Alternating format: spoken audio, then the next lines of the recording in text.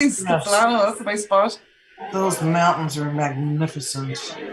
Yeah, the other day it was a sunny day and we were up skiing during the day and then we were down on the Stanley Park beach that evening and I was like, there's few places in the world you can do that.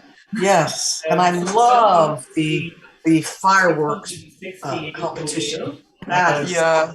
Which is also It's Valentine's ruined Day. fireworks for me forever though, from because those anywhere fireworks are else. so good. I know they're so good. I don't know if he's Japanese or Chinese. He also does the Space Needle. The guy like with the flowers. Oh my God. This has been quite a while ago, so I don't know if he still does it, but yeah. Hey guys, I think we've started. is everyone listening to us now? Okay, thanks for your attention, guys. So welcome to the 668th O'Vale, which also is Valentine's Day, as we all know. So we're in a little relationship. Hope you got spoiled today, and special shout out to all the single people. Woo! I was actually turning down at like people trying to take me out all the way here. Yeah. All of them were hitmen. It's nice to be wanted by the Gardaí. I'm going to just explain the night, the itinerary of the night. So, 4 sections. The first is a 5-word challenge, which I'll explain in a few moments. Then we move on to the guest poets, which are our fabulous students from UCC, who are finishing their MA in creative writing. Then we have the open mic, and after that, then we will be going on to mains. And if you're new or seasoned, you're welcome to come along. So I'll explain the 5-word challenge. So basically, you, the audience, give us 5 words, and then you've like 15 minutes to make a poem out of the words, or flash fiction, or whatever you can come up with in 15 minutes. So can I start getting words from people? Love. Okay. We have rocking. Okay. Rocking. Rocking. Rocking. Okay. What? Okay. We have edge. We have love, rocking, scorn, and what was rocking? Yeah, like rocking out. Edge. And then edge, like on the edge of glory. Cynic. And cynic. And wind? Too late, yeah. Phrase. So love, rocking, scorn, edge, and cynic. See, Scorn as in scorn? as in hell hath no fury like a woman scorned. Thank you. We're homosexual, mildly inconvenient.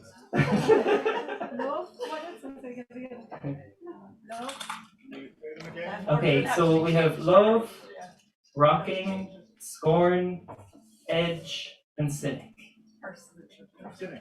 Cynic, yeah. Okay. So We don't have to use them in that order, do we?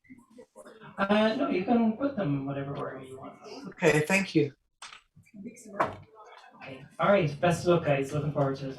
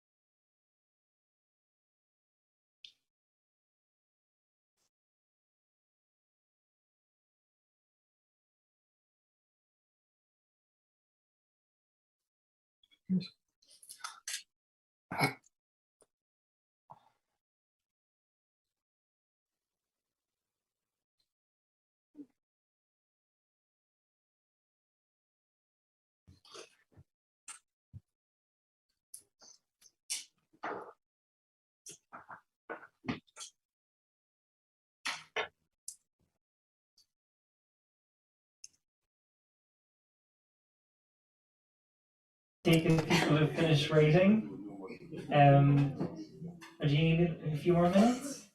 You okay? Yeah?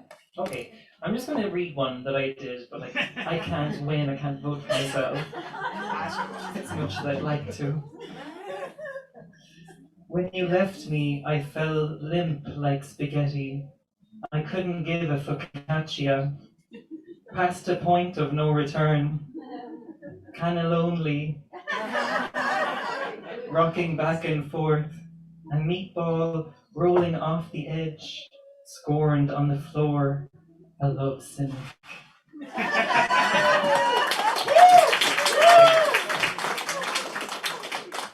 So, okay, anyone want to come on? Go on.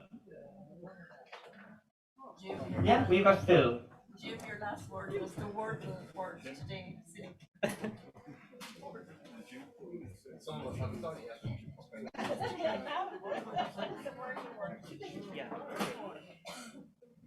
A heart that is full of scorn has sharp edges.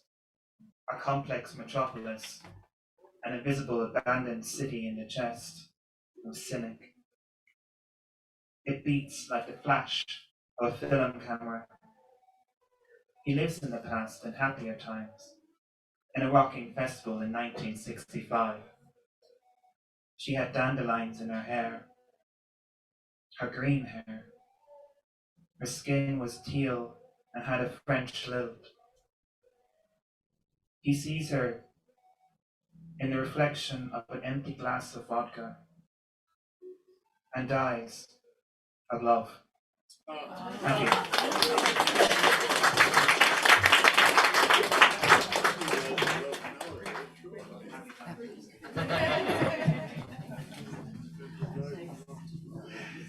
Rocking on the edge of oblivion, just love, no scorn, no cynicism.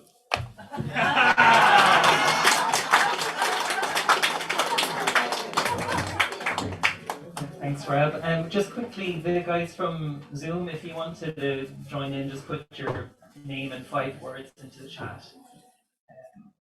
Anyone else?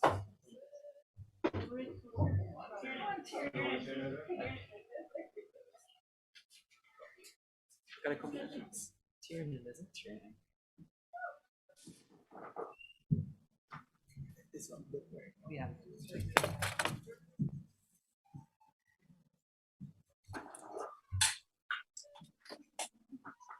Faded smile, hearts rocking, cruel cynics, snare walking, love scorns, hearts breaking, bitter edge, stuck waiting.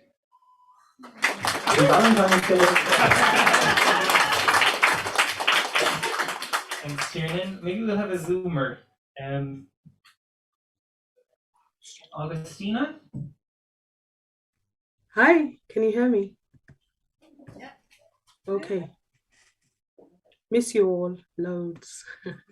Hope you're all well. Anyway, a person who believes that people are motivated purely by self-interest rather than acting for honorable or unselfish reasons. That's what the dictionary says.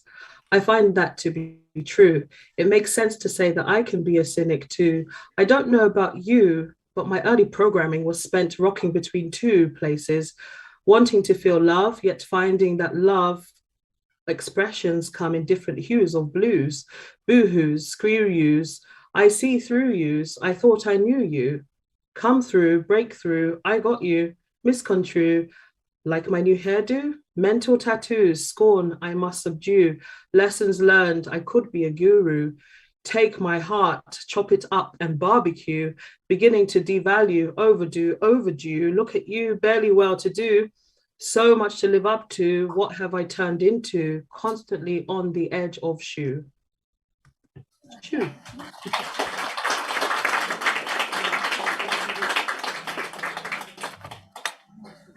Oh yeah, Max. Okay.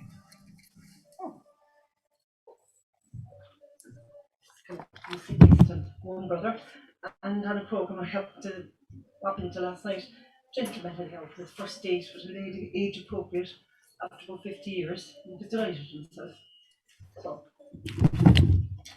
he took a cynic look at cynic places, scornful palate, worn back to saccharine, edgy comments and set grimaces, now softened, flat-molded, anodyne. Oh, you've gone soft, you old trout. Age has frayed your harsh edges. Soon you'll be rocking and busting and knocking it about, looking for love in all the wrong places. Hey, you're hurting for a reason, buddy. Being had, shortchanged, exploited. But hope don't fade, dude, and new dreams can be made. Valentine's night, take your last chance, reboot it. There are singles and generation dating, washed up, bushed up, but back in the market. Take the fallout, the spin out, and all the years of lonely waiting. She's silver, she's foxy, and by jingo, she's well far from past it.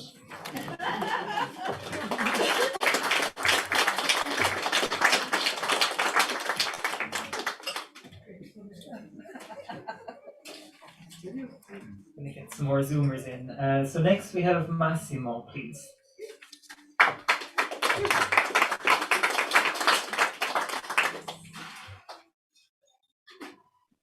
Thank you for having me. Always glad to be here. Happy Valentine's Day. Even when I feel loveless and full of ugliness, I can look at a room full of people, see how strong the power of love is. Just because I'm not innocent doesn't mean I have to be a cynic, because I only stick myself with any bones I used to pick with. Hatred is like armor. It looks fearsome when it's worn, but even with no enemy to scorn, I still wear it just to hide the places I've been torn. I am torn around the edges, but that's because this book was written live. And if you can hear its words, that means you're still rocking and still alive. Peace. Woo! Beautiful. Great help. Keep on with the Zoomers. Next we have Lauren. Thank you very much. Can you hear me okay? Yeah. Yeah, cool. Okay, this is The Squirrel. This park is too busy for hibernation. Here, the long sleep is a nap, disturbed by chattering footsteps and dogs barking scorn at your quick feet, chuckling up a tree.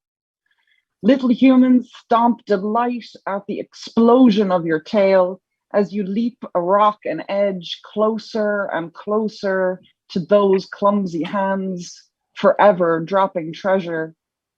Too young for cynical thoughts of parents, that your love is not for fat fingers and sweet faces, but crackers, fruit bars, and the cheese sandwiches thrown at you when you outstretch a tiny paw and tilt your head just so.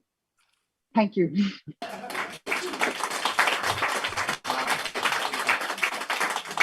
Thanks, Lauren. Anyone else in the room? Okay, yeah, we got some. Thank you.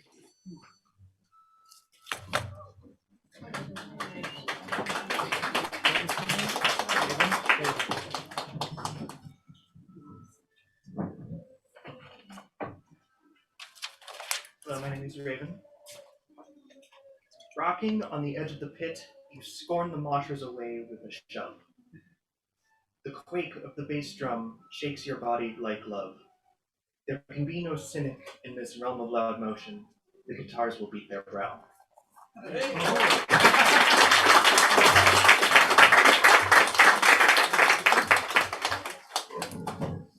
Thank you, Raven. Anyone else in the room?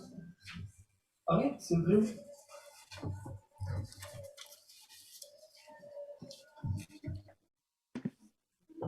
So good to be back. 2 years later. Oh my god. I wrote an anti-Valentine poem, so here it is, anti-Valentine. I am sitting in a corner, rocking back and forth. I had my head in my hands, my heart in a heap. You have brought me to the edge of love, never responding to my kisses. The endless cynic, your declaration of love is marking me with farts. Scorning my desire, you leave me go to be sucker fished at the dance. I evade by a flimsy skin, while I long for your next touch. I wonder why I didn't give in to the other one this time.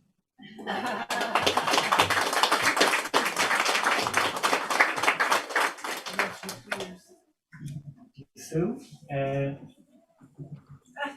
anyone else? Oh, Colin Olden, great. How are we doing, guys? Hey, God, it's good to be here. It's been a while. This one was short and sweet. There once was a love that was born in a heart that was free of all scorn, but so they allege it rocked over the edge, thus a bitter old cynic was born.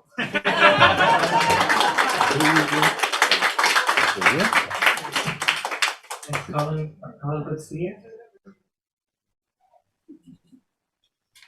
We'll just jump back to Zoom. Next, can we have Maura Stevens, please?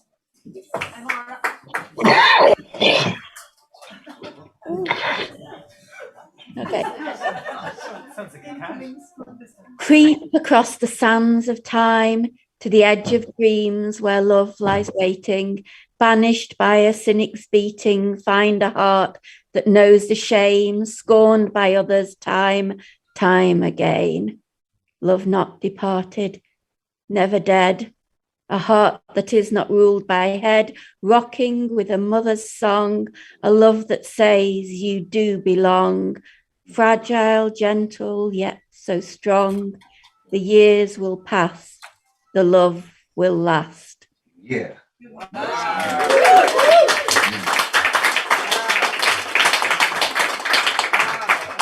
Lots of wows there. Next, can we have Catherine B? Hi, happy Valentine's Day. A Valentine's Day gift. I'm all in for love.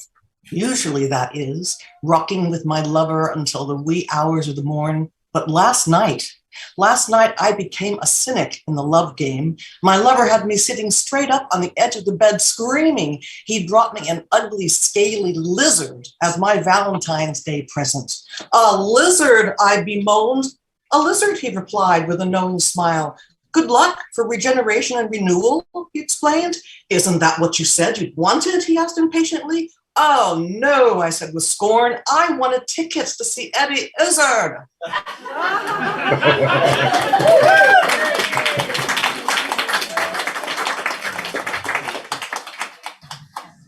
Okay, back to the room. Anyone else got some courage to bring their poem? Yeah, we got Cedric. Okay.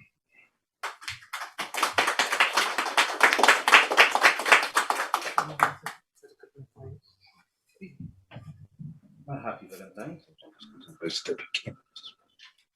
A love affair between a bed and a window. Together, what haven't they seen? Either the breeze and bodies through one, or the gasping breath and rockings in the other.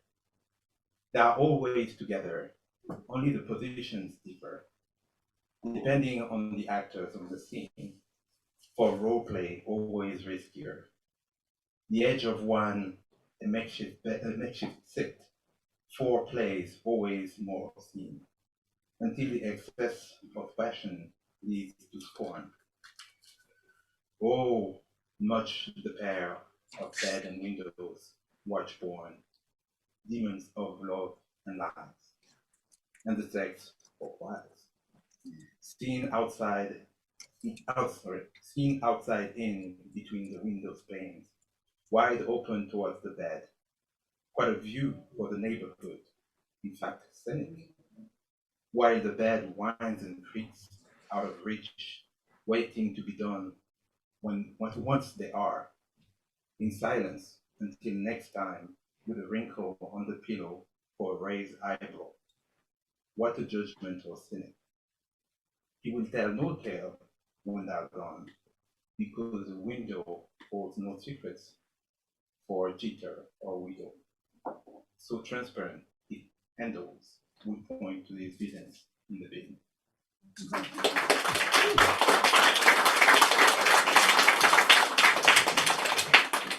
Thank you, Cedric. We're going to go back to Zoom for a minute. We've got Pam Campbell, please. Okay, I'm going to keep Mag's lovely portrait of me up so everybody can see how beautifully she drew me. Yeah. And to put a plug in for the Blue Mondays anthology, you can buy the book and see it in there along with my wonderful co-poets. Okay, but now back to 5 words, right? Okay, old woman rocking memories, keening sorrow burns cold hearth, flickers like a movie reel come undone, flapping in curled edges. Old woman breathes in broken, scorned, cynical spaces, warmth of love lights, smile flickers. Thank you. Thank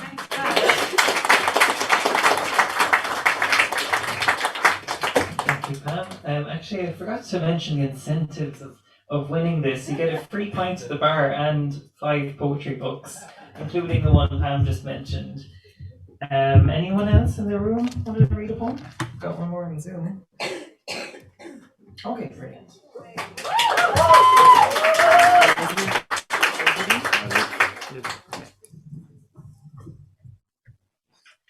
A cynic believes love has an edge or two that conjoins a pair into a slop of coleslaw. One side is sharp, a tad pointy, the other side soft. That is why they stay away from it, garner its scorn. They don't like seeing people enjoy the soft side, rocking on its edge, which is often at the bottom of a bed. So they long for the days of movies fading to black that doesn't involve a close-up into see-through lace. But what's worse is the hard side that doesn't involve the sought-after hardness required for the faded to black scene that now lacks any lace underwear. Instead, it requires a fort of pillows and a hardness for listening to regrets and past mistakes, turmoils and trauma, rocking a partner gently without the need to utter the word love.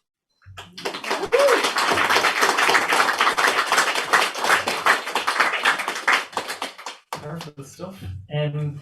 Next we have a Zoomer, Amy. Hi guys. This is called Alone. The lonely cynic lay in his rocking chair, mourning the years lost to scorn and doubt. He pondered his misgivings that had brought him to the edge of love, but he had never jumped for fear of pain.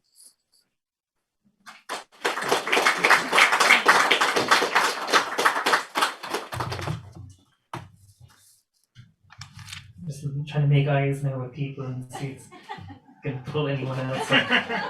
Oh, we got someone. What was your name? Kieran. Yeah. Is it my book? Yeah, I think so. All right. A cold Valentine's, but already the white opening, pink speckled winter scorn of apple blossoms, rocking wide-eyed on the gray edge of love. Only a cynic would be romantic enough to stop and nose in on the sweet hope and of you and of the promise of red fruit to come.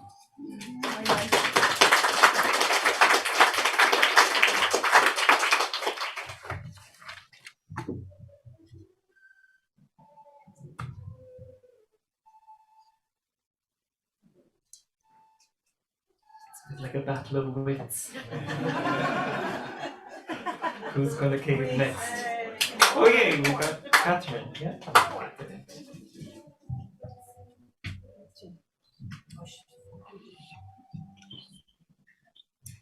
This is called Stray Cat Strut.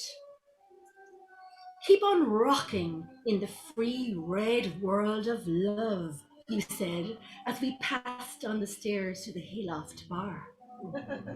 Being the cynic, I smiled coyly. I know better. I know life on the edge. We start on a lusty retreat, in bed for 4 fabulous days, in a flat off Patrick Street. No safe words or secret rooms, a bed of roses without thorns, open-mouthed truth without scorn. Duvet days in the rain, ordering just eat, so we don't have to break our newfound Valentines. That is, until the doorbell rang. It was your wife, reclaiming her straying Tom. I was right after all. Love is just another 4-letter word.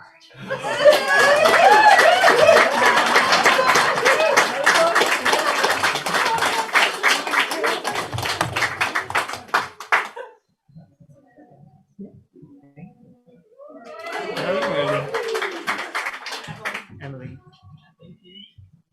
Thank you. Hi everyone, I'm Emily.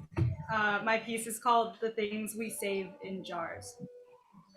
These thoughts fall apart like the flakes of a fish on a dinner plate. Lemon wedge, checkered placemat, red and white, vinegar summer, pickled days, sand in jars, edge of a shell, sunset mistaken for love, glass jar rocking in palms. Cynics scorn these attempts to leave memories behind when we are gone. Remember me, silverfish, remember me.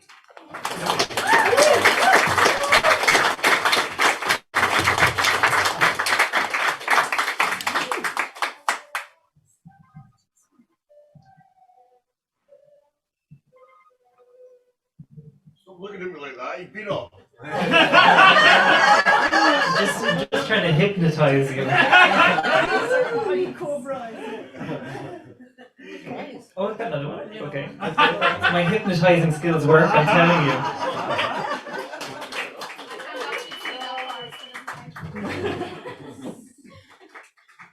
What's your name? Misha. Misha. Thank you. The cynic bore its ugly head, a look of scorn on its disjointed mask as it began emptying love from the earth. And so the earth began rocking back and forth, spilling its contents over the edge and into the abyss that was the universe. And the cynic smiled.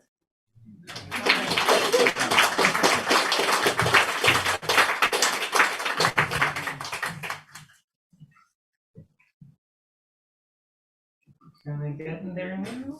Zoom. Anyone else on Zoom? No? Oh, Alexandra. One more. Oh, we've got a few more actually. Okay. And Alexandra. Okay, I think Alexandra is next. And Matt. Shall Okay, I go? Oh, okay. On the edge of a rocking cynic, there is but scorn of love. On the edge of a cynic rocking, there is but love to scorn. On the edge of the edge, there is but love.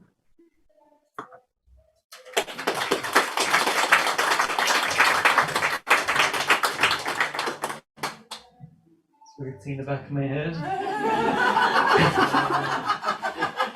Can we move the chat in so I can see it? Matt, okay. Me? What? Right. Rock and roll. Not yet the 60s.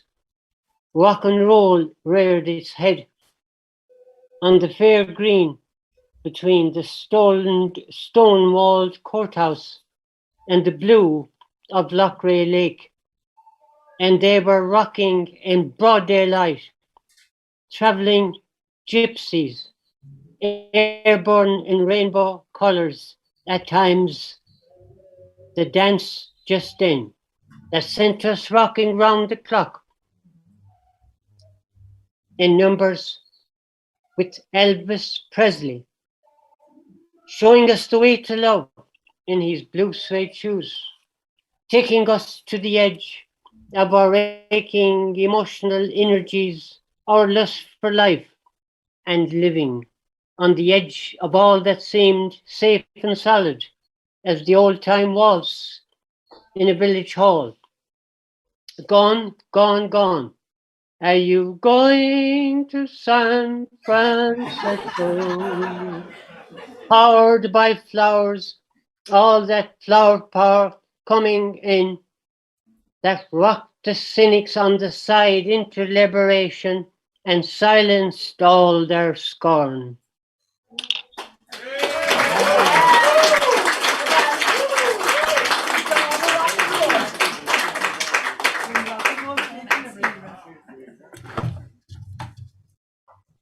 Okay, I think that's about everyone is going to read. I sense it. So the way that it's judged is kind of like part reading the audience reaction in here, and also our Zoom, like people will get to cast a vote each. So if you'd like to pop them into the chat, say something like the name of the person, 5 words. Okay, 5 words. Can you vote for yourself? I don't know. We've got 20 winners. Okay. There's 2 Catherines. Got like 4 questions. There's 2 Catherines. 2 Catherines. Okay. Irish cat. Irish cat. I tried. I'm Irish too. You're not in Ireland. Irish or Irish? Catherine Norman, Catherine something else. Oh, okay.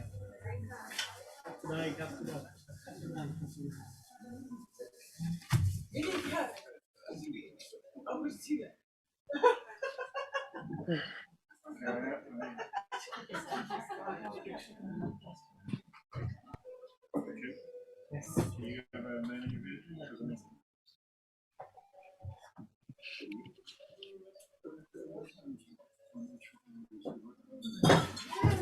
Oh, there. Up there.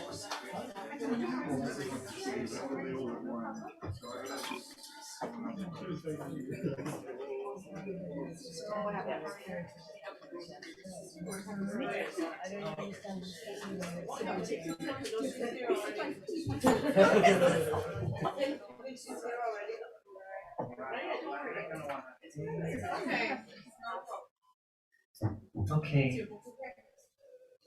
The deliberations have completed. So we have multiple people who got great reactions. Sue Blue, Carl Holden, Catherine got a really strong reaction, Augustina, Matt, multiple people got good reactions here. But I think the person who stole the heart of the night is Catherine in the red.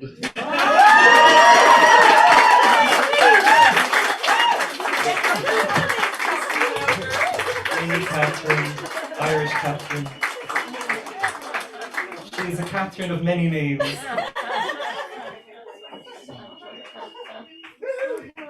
Yes, I've been called many names, like Psycho Spice was one. Bosco is another one that comes, and Alf, alien life form. I have a few different names, yes. Very nice. Okay, thanks very much, lads. Thank you, everyone. Thanks to my buddies, I'm thrilled to bits. It's a new coat I bought today, and it's going to be my lucky coat from now on, my red coat. The socialist coat. and I have never worn red before. It's a colour I don't wear, a colour I've never bought before. So this is new beginnings. Okay. So stray cat strut. Keep on rocking in the free red world of love, he said. as we passed on the stairs to the hayloft bar. Being the cynic, I smiled coyly. I know better. I know life on the edge. We start on a lusty retreat in bed for 4 fabulous days in a flat off Patrick Street. No safe words or secret rooms, a bed of roses without thorns, open-mouthed truths without scorn. Duvet days in the rain, ordering just eat so we don't have to break the spell of newfound Valentines.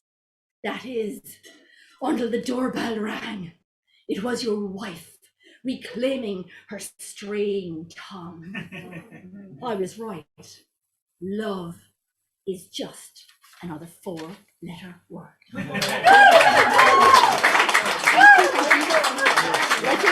Take all of them.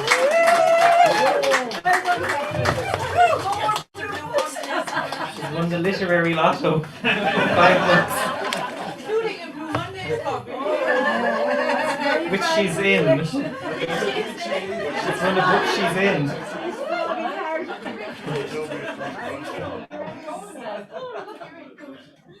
Okay, we're actually going to move straight on to the next part of the night, which is our guest poets. Now, before we do that, we have a couple of housekeeping announcements and general updates. So first of all, with regards to online and in person, in fact, Ovale aims to maintain a safe space for writers and to the general public. We ask that participants be sensitive to and refrain from any offensive or discriminatory language, etc., in line with the Art Council's Equality, Human Rights and Diversity policy.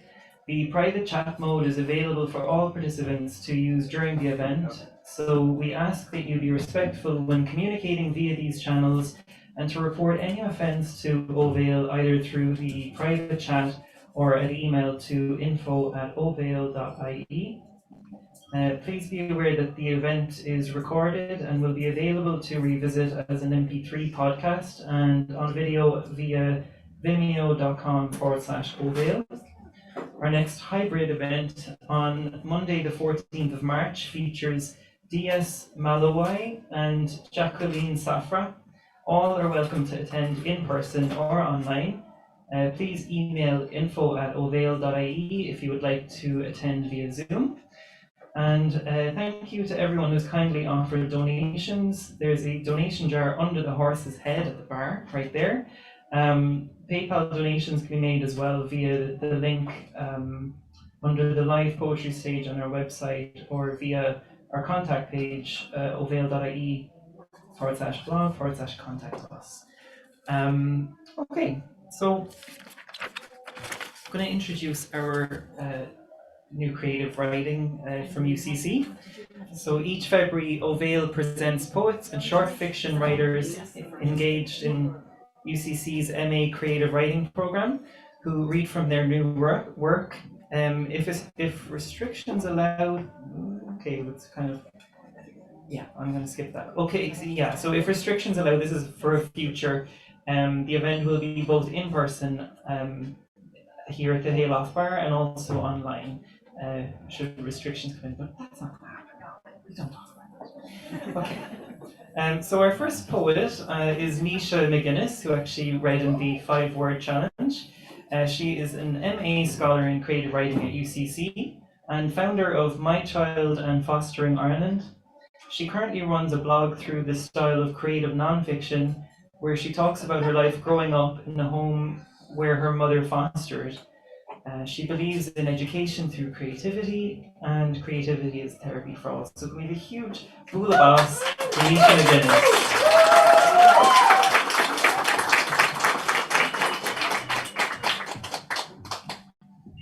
Thanks so much, guys. I'm literally so freaking nervous right now. Apart from 10 minutes ago, this is my first time ever reading in public to anybody, so please. And also I'm recovering from COVID, so I will probably get hit with a coughing fit at some stage. I'm going to read 3 poems. I'm going to get the depressive one out of the way first. The first one is called For Now, I wrote it when I was like 14 and have been casually editing it ever since. I was a very depressed teenager. So here we go. This one is the longest, the other two are quite short. Things have changed between me and the world. The soul inside me has come to accept that which it feared before, I feel. As my brain settles down into its final transition, I take a look back at what brought me to this position, and I wish for a minute that I could return, to feel the burn of emotion that once raged through me in a wildfire, unrelenting, unrepenting, unapologetic for its course, which it took without remorse sometimes. But the infant inside grew to realize, in their eyes, this could no longer stand. I had to learn to reprimand the actions of my fire, until one day it had forgotten how to rise. I hadn't realized this fire was fighting something, a thing the flames had been hiding from me before, something malicious, something bearing a heart of war. In its fist it took my own, and from its chipped, cracked fingers oozed a thick black smoke, moaning its way into me, finding smoulders to choke. And like the poison of a blue-ringed octopus, it nestled into the crevices of my soul, before the match that had been keeping my wildfire lit could break free from its season of confusion and see that we had been eaten whole. And as my brain settles down to this transition finish, I see that maybe the fight in me has diminished. And though the hope remains that the match hopping from heart to soul will find something soon to strike off, a dark wind will continue its malicious moan throughout me, switching every light off.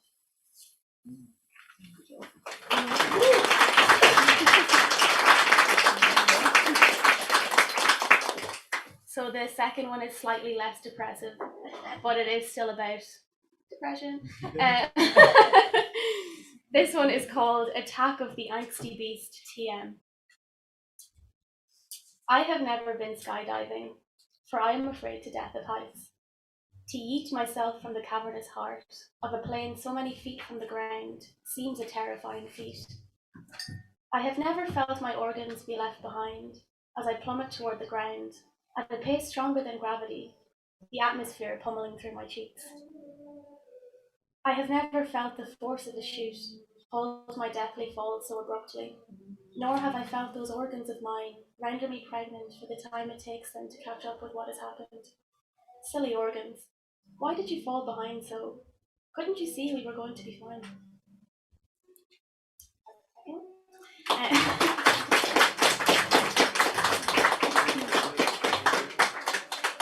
So the third one is in honor of Valentine's Day. It's a sonnet. It's called My Love for You, and it's about unrequited love. I don't know why I'm getting like so sad with all these poems, but hey. Yeah, so My Love for You. And in this deep valley, where the sun's rays are shadowed by the colossal palisades that stretch up, toward the beginning of the end of our limitless love, and where the grapple falls, relentless, from the sky, my love for you will remain as strong as this iron heart, held together by the beauty of your mind.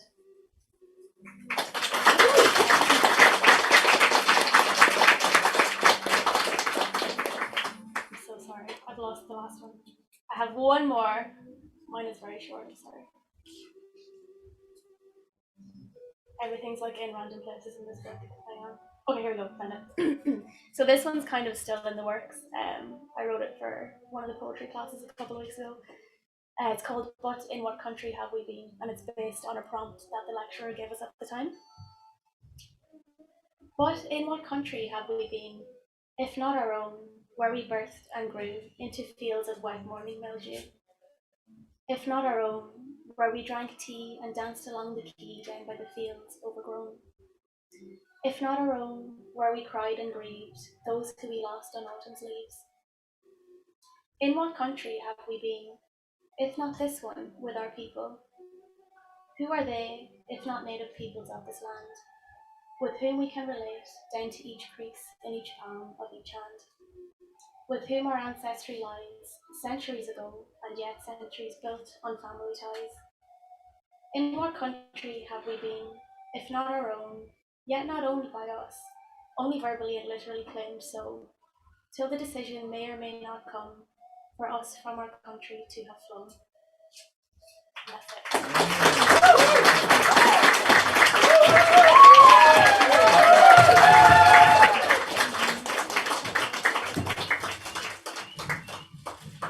Thanks so much, Nisha. That was great. So our next poet is Luke Jeffers. He is a 22-year-old writer from Cork and has completed a BA in English in UCC. He's currently completing an MA in creative writing in UCC. He has had short stories published in Honest Ulsterman and UCC's Quarryman, with another to be published in Tiernan and Old later this year. So can we have a big round of applause for Luke Jeffers, please?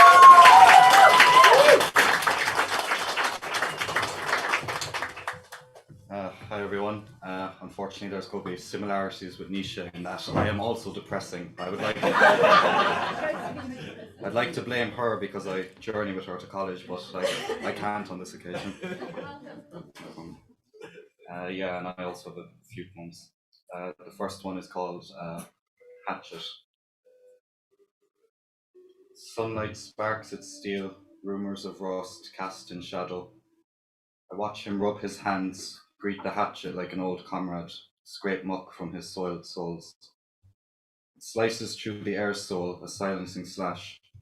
The hatchet splits sap, splinters clasp its face like clinging leaves, prickly stubble of persistent work. Tears trickle its chin, drip and sigh, descends, defenceless log slit in two, hammers its prey off charred flagstones. This tool-made weapon delivering death.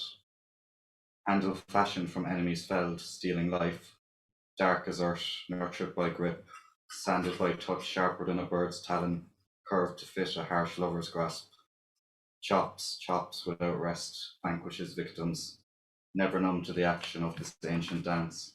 Footsteps soft as fallen branches, arms set in their stance, hard-working Hephaestus hoisting it high. For every log slashed, it smiles its godly grin. It tastes oak, hazel, birch, and pine. Listens to wooded whispers, severs and savors secrets later lost to the flames. I pass the wood piece by piece on a sunlit winter's afternoon. He delivers death, his feet a nest of kindling, his hands red and mine safe in builder's gloves. A minor deity desiring the mantle, I reach for the hallowed prize. His hand catches mine, his steaming, forging breath flames. So I walk from the back, then beside the bank out front, still sprouting living trees. I take off my gloves, grasp tin trunks, splinter branches, savor secrets, return. My hands bleed its offerings.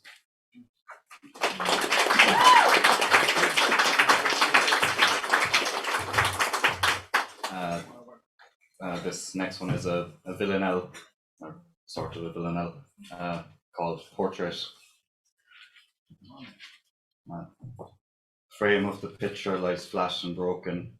Glass and photo peek out like berry fruit. Delight, despair, never to be spoken. Snatched moment, forever frozen. Fixed to the wall, it takes eternal root.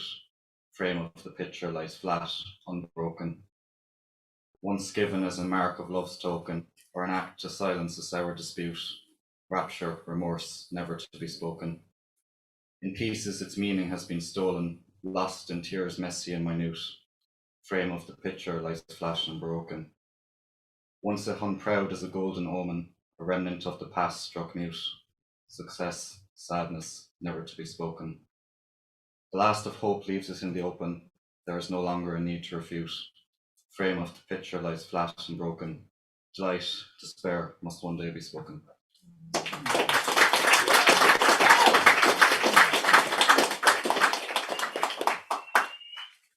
This next one is called The Flow of Reality. Reality ruins the perpetual flow of vital energy quite early. Starts with a half-filled bowl of cheap bran flakes tilting on a pile of unopened letters as you count dirty coins for the bus. It deadens the flow as the bus brakes, collects children who splinter the air with their screams, choke Capri Suns. Stumbling addicts ask for free fares as you twiddle your headphones, one pod deaf, your ear exposed. clogs your ears with coffee orders, morphs into boredom at the office. Unopened emails hoard your screen, facts and figures scattered on the desk. Dust snugs under keyboard cracks. The daily drone wipes your brain clean, settles the brain into a blind routine of shopping at Lidl and never Aldi for single vegetables and baby potatoes. Takes you down the same routes and streets past lunch hour in the company of pigeons eating your squashed crusts. Resorts to cooking with crust-coated pans for frying a single chicken breast. Wash the ware with cold water. Find a tattered towel to dry your hands before you stack the cutlery on the plate and lay it in the cupboard to rest. Concludes the rest of the day is lost, so you brush perishing teeth, strip off sweat-stained clothes, shut the window caked in frost, slip under the cotton sheet, some hours later close your eyes and realise this is the only life.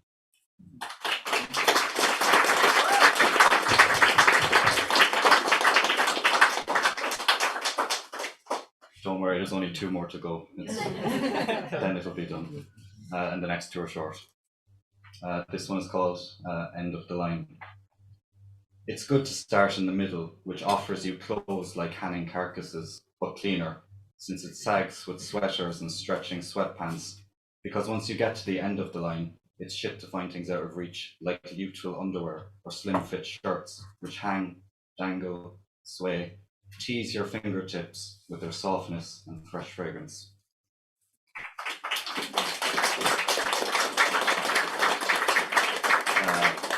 And the last poem this evening is called Mother Entombed.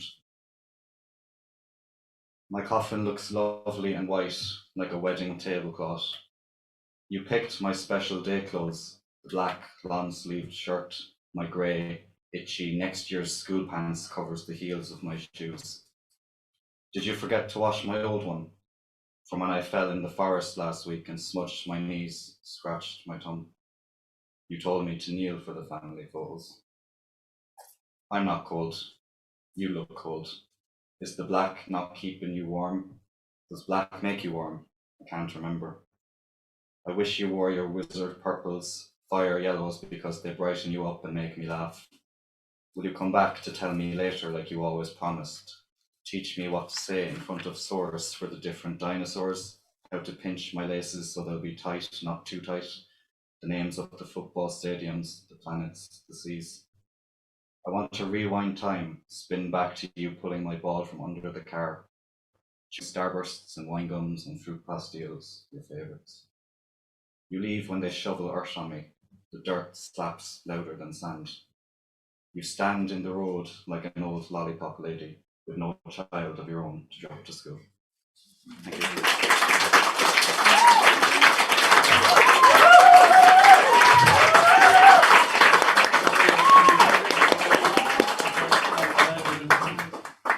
Thank you, Luke. So next we're going to have Lucy Holmes. So Lucy Holme is a poet and mother from Kent who lives in Cork. Her poems feature in Southward, I Am, The Honest Ulsterman, and Poetry Birmingham Literary Journal, amongst others. She's currently studying the MA in Creative Writing in UCC, and her debut chapbook, Temporary Stasis, which was shortlisted for the Patrick Kavanagh Award, will be published by Broken Sleep Books in August 2022.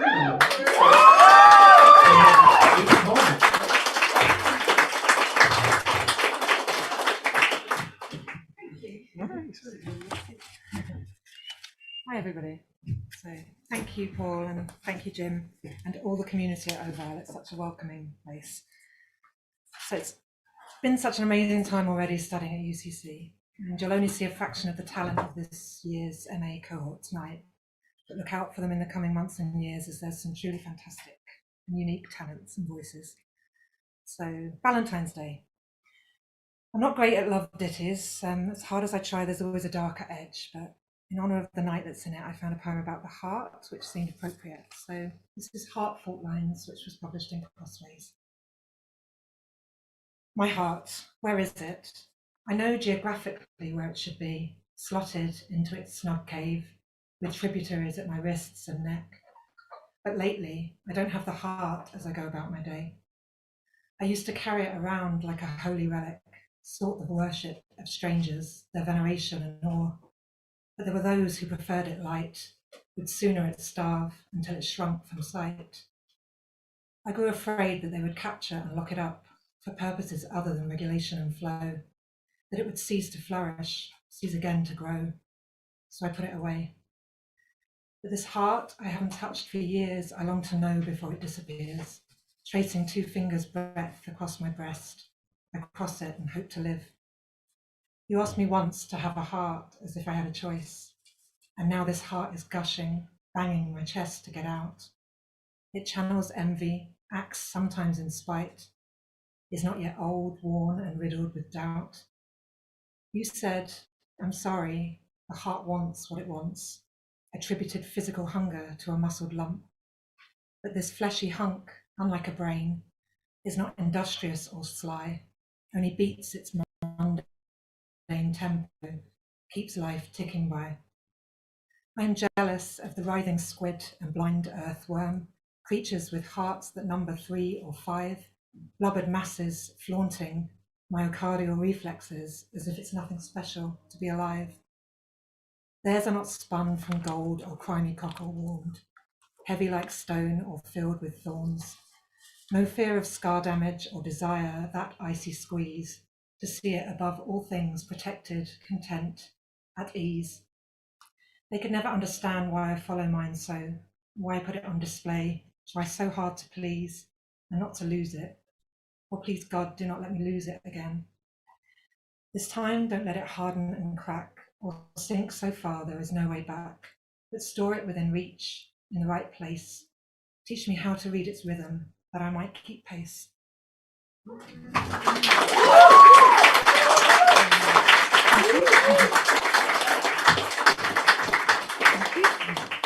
So the next one is a short one, and it's from my upcoming pamphlet. So this is the Lament of a Future Daughter of Neptune. I should explain, most of these poems are based around the sea, where I worked for 13 years. A day away from slimy induction by the king and his helper. Across the equator's watery line, they catch a fish. We stand transfixed as the silver light swoops and sways on its cord through the waves. Then, hoisted and hooked, bashed and sliced, blood sprayed into scuppers, all remains clean from sun-bleached decks. They hold her up. We smile, recoil, peer into one unblinking eye, register nothing. Just a baby, they say, as they gather their tools and begin their work.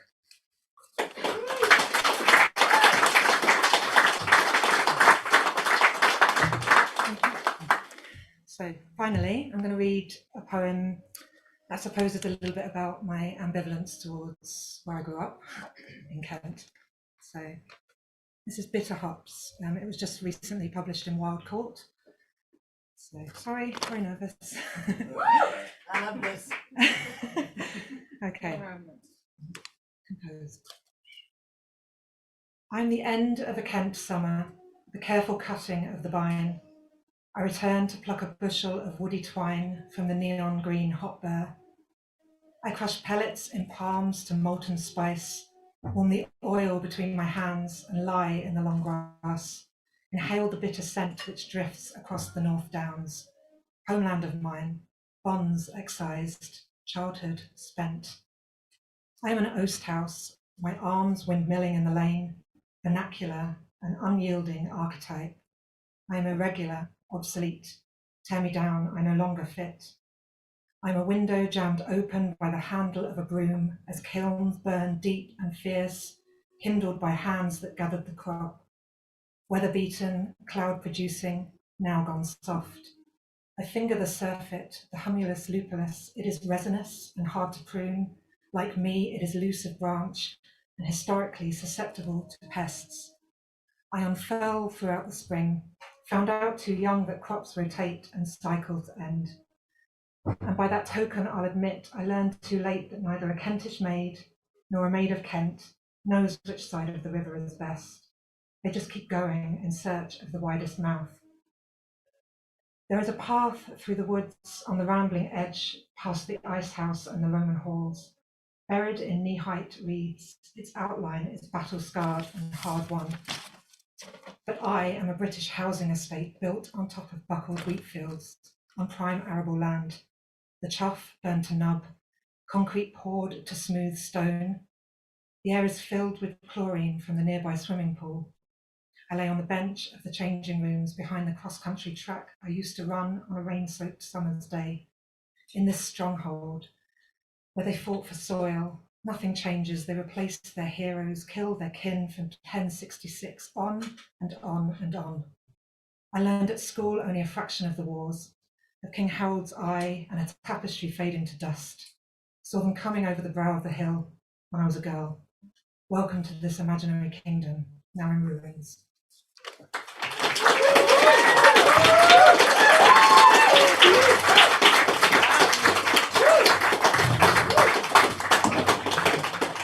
Thank you so much, Lucy. That was fabulous.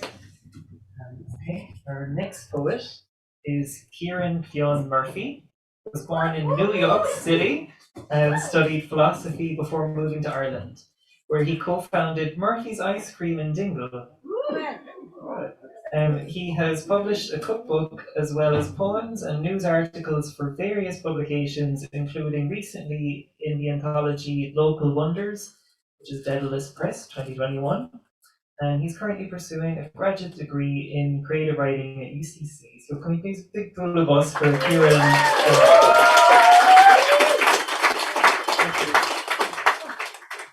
Thanks so much for having us. Really appreciate it. I'm gonna be unashamedly romantic, I guess, given the day that's in it. The first one's called Love in the Weeds. I'm feeling weedy, cheeky, leafy, yellow-petaled, pistol pokey, naughty, glowy, boundary-braving, stamen-waving, pollen-brimming, gently stubborn, trembling with the buzziness of bees.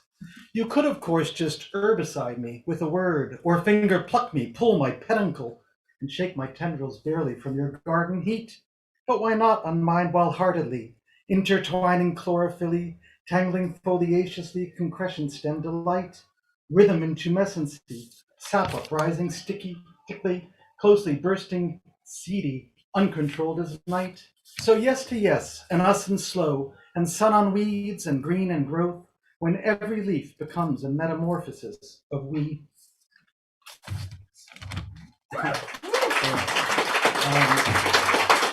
My grandmother was a very proud Cork woman, and she was also a Catherine, and she loved her red coat. And this one's about her. Maybe her second greatest tragedy was she had to live in Dublin for many years. This is called Landing 1985, a Dublin love song. £100 was all it cost to send them flying. Laughing late on Kevin Street, they sang Nessun Dorma, homebound. Let no one sleep. This is a love song about dying. Life with Kitty's second Murphy man was satisfying. In the pub, they laughed and watched the boxing with no sound. £100 was all it cost to send them flying. Fresh air and singing after alcohol is purifying. On Bride Street corner, a drunk man danced his car around. Let no one sleep. This is a love song about dying. Jim was gentle, and so Kitty found it stupefying when he pushed her hard. She soared, and her head landed on the ground. £100 was all it cost to send them flying. Jim took the full force for her, she learned later. Lying face on tar, she couldn't see or move, and felt like she had drowned. Let no one sleep. This is a love song about dying. A cracked skull, Valium, and gin don't stop the crying. The judge's verdict sent her singing Nessun Dorma at Jim's mound. £100 was all it cost to send them flying. Let no one sleep. This is a love song about dying.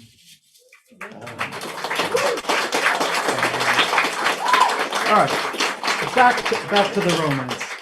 I like it. Yeah. This one's called Love in a Coracle. You unzip, zoom across the room, board the bed, bare toes push off the night blue carpet, launch us, then flop into our shadowy swell of sheets and feathers soft as whale song. We paddle for the kiss of promised land in Imram Vreonum, where the stars all dangle low as lanterns and the beach is naked as a moon path to Atlantis. Coracles are rudderless, but I possess a pintle. So buckle up around me and we'll create a circle, float happy as a harbor seal, undulating through pelagic flow, like Brendan who sought miracles and magic. Though we're no saints and wouldn't choose as acolytes as guides, don't see deity riding on high clouds or loud on wind, or in vindictive hands knotting Judas to that western island. No, conjugal is heaven, so we're told. So no betrayal rolling foamy oceans in this bumpy little basket of our love, just a husband-wife defying death, tossing time out overboard to splashing laughs of small quick fishes who like us embrace mysterious, meaning skin-tight messy silver bits of life. And when we land, ride in on white-tipped waves that stretch into green giggles, gasp, pause, swash, then relax, painting stars and sky sheen on blonde sand, and us beached, blessed in brine, a coracle reclining on a wide expanse of wet, warm, wonderful. And one last one, and we're done with this is called Night Walks, Laudine.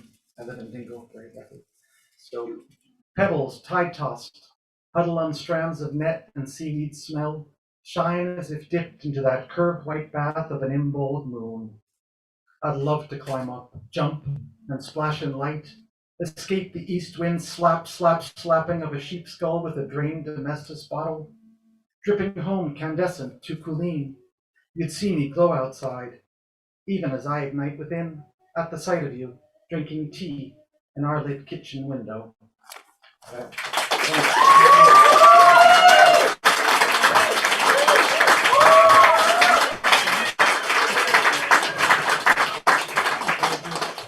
Thanks so much, Kieran. Our next poet is Emily Anna King.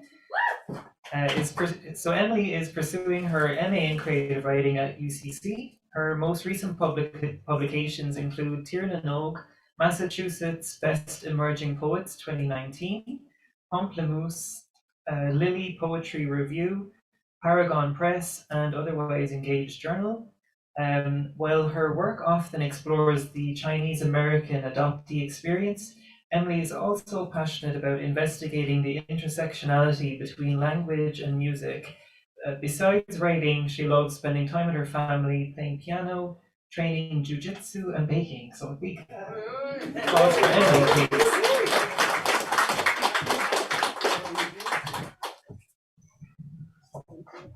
Yeah, thank you all so much for having me tonight. I'm really excited to be here. This is my very first in-person reading, so thank you for making it. So I will be sharing 3 poems tonight: Song of Glass, 205, and Landscape of My Soul. So this is Song of Glass. I wonder, are your eyes the alternate reality where I am happy? No, God, no. I'll crush clouds into bottles to melodies of sad Spotify playlists, harmonizing with glass cracking, unable to produce tears. Can you imagine glass cracking because it can't produce tears? Am I happy imagining that in the glass that breaks the brightest parts of us, where reflection mangles mirrors, erasing every color? You say, are you happy imagining the wound inward facing, simmering in the silence between a smile and the words, I'm okay. I'm okay, not dying, but isolation dyes all of our vision gray, gouged. Don't drink loneliness as medicine and call it independence. Empty the glass. I'm telling you, the glass is reused. And if you drop it on hardwood, it may not shatter. Before it shatters, it will cut your skin. No sound, no sound. Navy sky against sand and mud, holding black and blue nostalgia in the moments before waves break. Against agony, the water you drink from the vessel nourishes you. So you wonder, a victim, a self-savior, objectively a bleeding body, inevitably human. Do you save yourself? Kill yourself with carelessness, make it metaphoric, define yourself in duality, glass fragile, glass holding, water, Body made of water, you are a cup of the ocean. Do you throw yourself into the floor, become sea glass, red, blue, green, or bring words to your lips like the tides? Tell me, soft, sharp, sweet. Listen to me and the spaces inside yourself. Remember, loneliness isn't a sickness diagnosed when we're saving our lives by caving into ourselves. It's the closest way most of us will understand love worth creating for each other. Feel it intimately, the texture of a soul in waves, in light, in leaves, rimmed golden circles from the sun, smooth, warm against skin.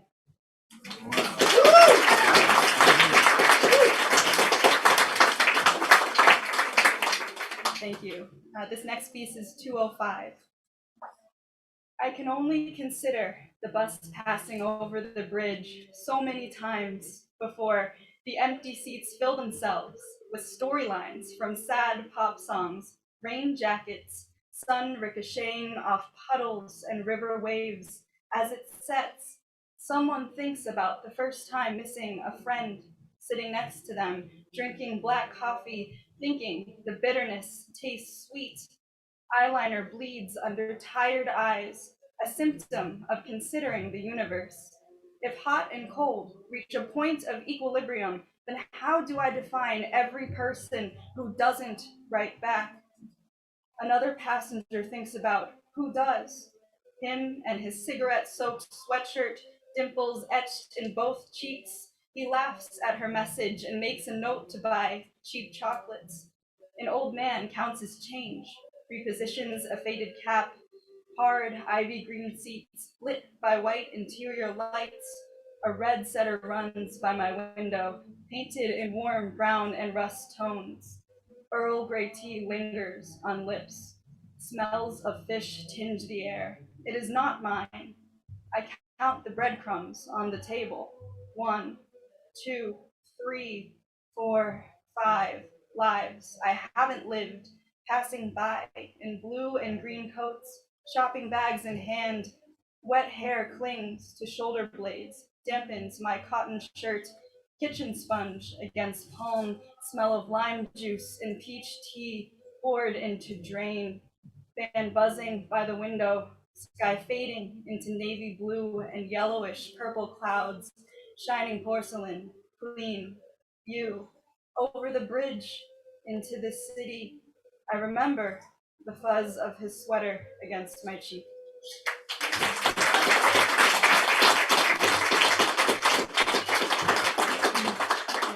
My last piece tonight is called Landscape of My Soul. Teacup clocks, porcelain faces, small hands holding 12:15 a.m. There is not enough time to tell you. My soul is from Connemara, Cape Cod, tresses of grasses and stone cliffs, dusty road dumplings, and melodies of ivory keys written in black ink. I found the Rosa Rugosa, where we laughed, and I climbed out of the stroller, pine cones in hand, and I knew infinite love of a sea glass smile and a white sweatshirt, perfume that smelled like night sky and nectar stars. Tread on the landscape of my soul, stones weathered, wild grasses, history's wrinkles crinkling in foreheads of mountains, ponds like pub eyes, fragile in their sharpness, inflections and waves whispering, I am not white china porcelain, ceramic dust waiting to crack, creamer and coffee circles left on old napkins. Look, painted sheep, rainbow sheep, water and long grasses chewed, wandering, salt air, salt tears, salt smile, salt dog playing salt fetch with salt stone, rocky, weathered, soft and feathered, fingers tangled in long tresses, green, sandy, cool, button eyes glittering with salt diamonds, ocean mist, sky spelling all there is to finally see. I am stained glass, mosaic pages golden in light of the kitchen. The cottage with teacup clocks celebrates flowers on windows streaked with rain and memory of sunlight, blackberries bursting. seeds flowing down my throat, a garden consumed tonight, sweet. We tread on the landscape of my soul here. Thank you.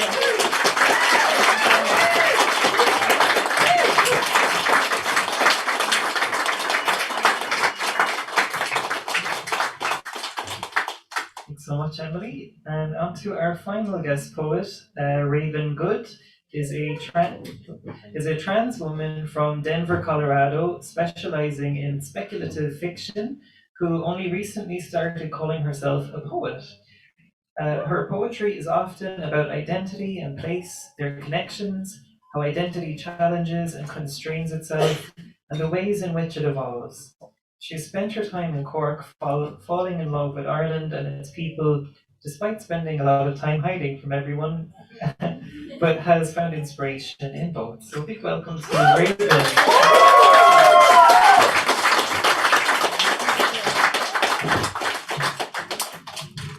Thank you very much for having me here tonight. I'm quite excited to be here. So the first poem is inspired by the lovely Ireland weather. Sturm und Drang. In Colorado, the rain is violence. Fat drops like bombs fill the bars between thunderclaps, paint the brass wind across unshuttered windows, foretelling clangor of ice on cars and tin sheets. But here in Cork, I must strain to hear rain pizzicato against my windows, else it falls out of the core. I step outside to let the oboe blow fine against my skin. The burgundy caress of a cello vibratos through my hair.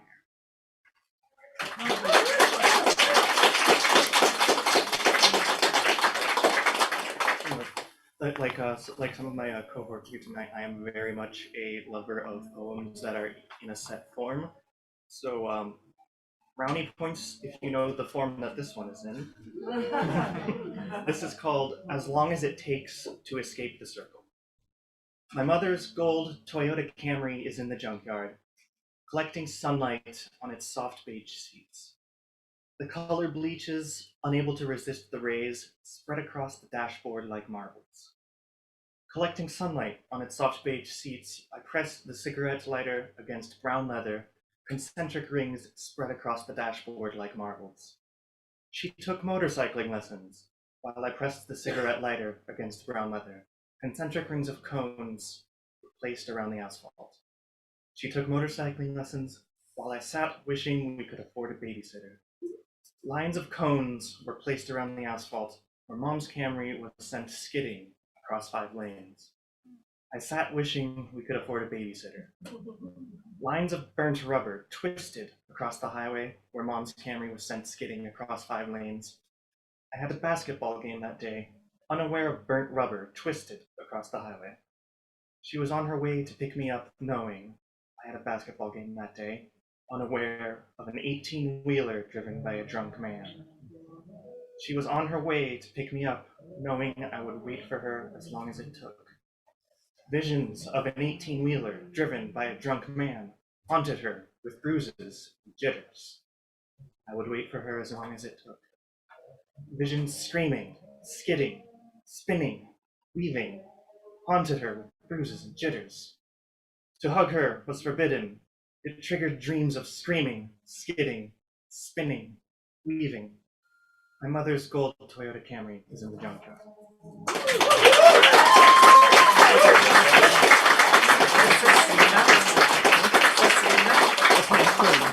It's a canteen for those of you wondering what the form is. I'm just going to let this one speak for itself. I raise this hymn to Apollyon. We're all us lepers, because who else is here? For us. When the bones of our fingers are cannibalized into our hands, till only a mass of meat around the palm bone remains. I raise this hymn to Apollyon, for who else could smile at our club hands, at our swollen nothing monuments to potential? I raise this hymn to Apollyon, because they who own the magic refuse us. Unclean, unclean, unclean.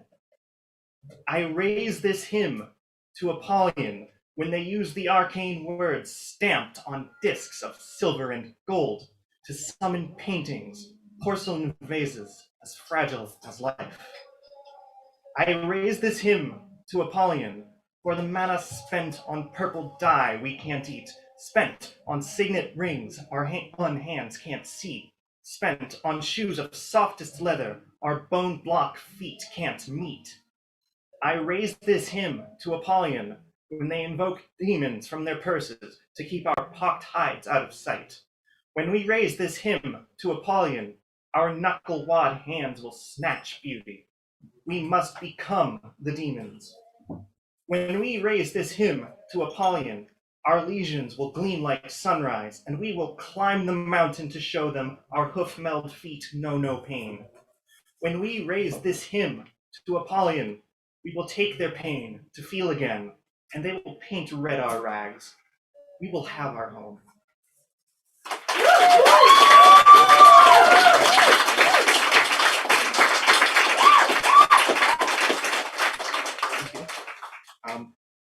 As I said before, I am very much a lover of poems in set forms, and this one likes to strain against the flow. Of glass. I want to cover the mirror in black cloth, a rough touch, like the disconnected spines of a feather. If the mirror has your name, it is enough to bind you, to coil the hempen rope and clutch, tough fibers impinge, then pin your legs and arms, unsevered. I want to cover the mirror in black cloth, a rough touch of spun burlap to obscure it, scratch it, smudge, rebuff its glassy tether. If the mirror has your name, it is enough to twist and tangle your hair across your brow, up flush against the bone ridge over your eyes like leather. I want to cover the mirror in black cloth, a rough touch against my fingers. The truth is a coarse brush, a wood-handled tool to build a new self, a lever. If the mirror has your name, it is enough to sprinkle cold glass on the tile. I stuff such fragments of doubt in the trash. A name is not forever. I don't cover the mirror in black cloth. I forgive the mirror, and it becomes black wings.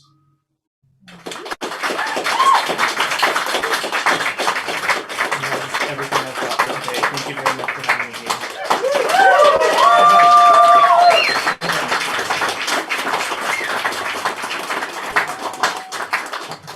Thank you so much, Adrian, and thank you to all of the guest poets from UCC.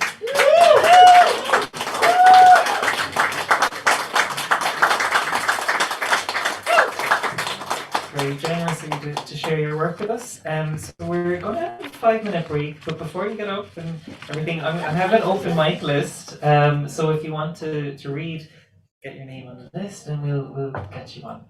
Catherine is first on the list. Okay, so enjoy your break. 5 minutes, okay? Oh, and the Zoom people, get your names in the chat and just say the list. We're not going to forget. So me down at number 1 and Catherine at number 2. She usurped me the last time, so there's a slag going on. She has to get a bus, but she'll be grand. Okay. She doesn't have to get a bus, she's getting a lift. So there's a bit of a slag going on there, Jim. How are you? She can live with it. She can live with it. Good to see you. I thought it was you. I'm good, thanks Philip, and you? I'm great, I'm great. I said to you, all right. We can finally pick where we want to go. I've never been all right. Exactly.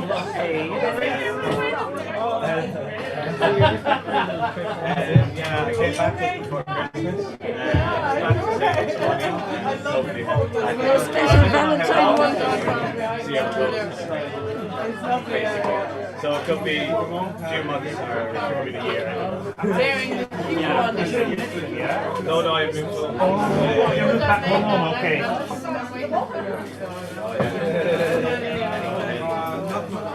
I'll be as quick as I can. Sorry, I'm so sorry. I'm gonna run out for a quick spell. So eager to get it. Yeah, no. I'm gonna let you do the work yourselves there. Yeah.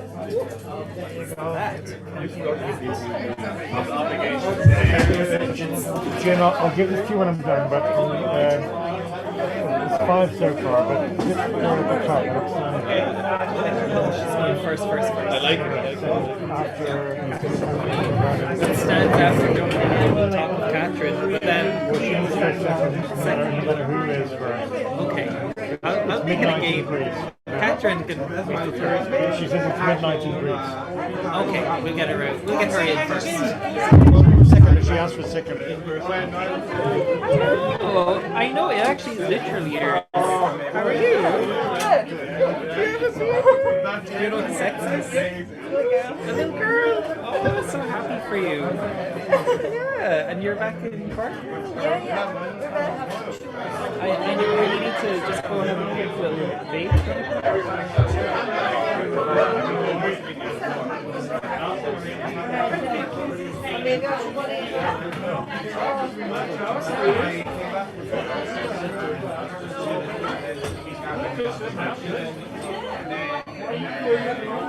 I'm working in Holme. I just up to extra stuff.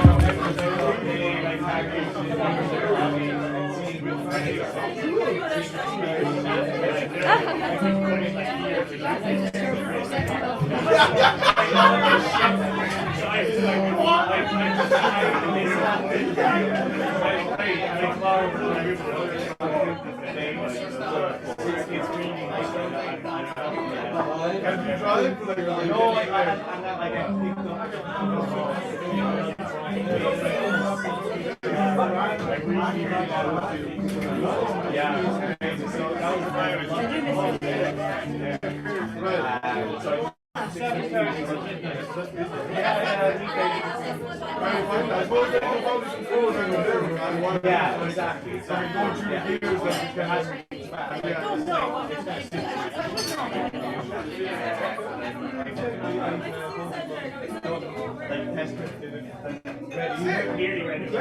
I have one more test. Give me a beer.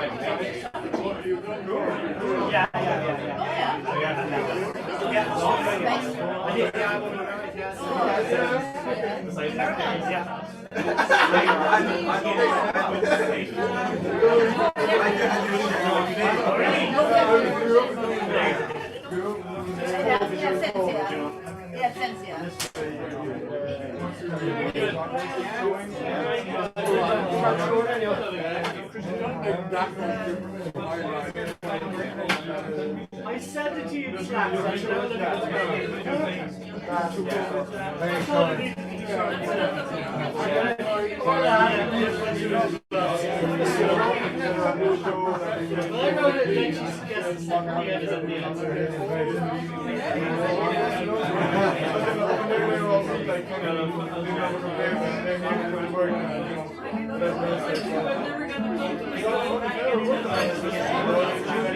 I've never been to Goode in my life.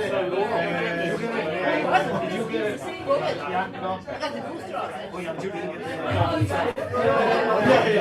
I'm in good form.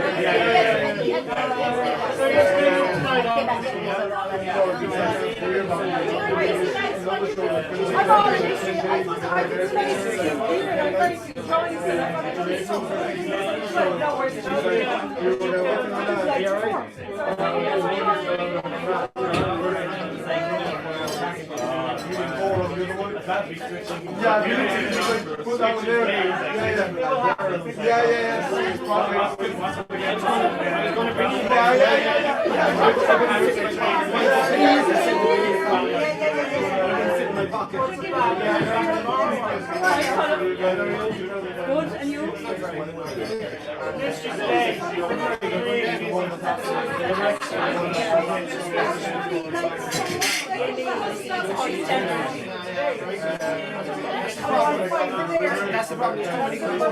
I know.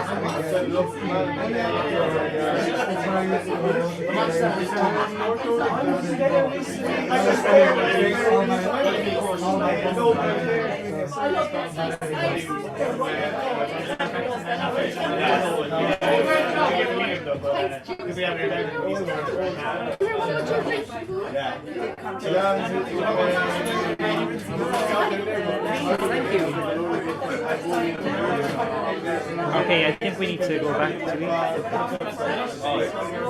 Yo, will you throw me down there? Okay. Will you throw me down there on that somewhere? Oh yeah, on the ball, Jim. Okay. On the goddamn ball. Right at the end, as usual. Okay. Okay, so that's what we got served for. We may get more. I've put Maria Connell in there after Alexandra. So could you make Thanks, Paul. She's also got a late. and then you can mix it up if you want. Is that okay? Or you can make her 4. I said you can make her 4. I'm going to put her 4, yeah. Yeah, is that cool? Yeah. Let me just get the troops there.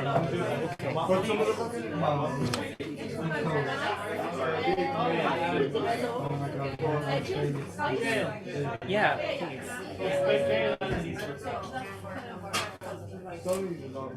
Did you find a house? No,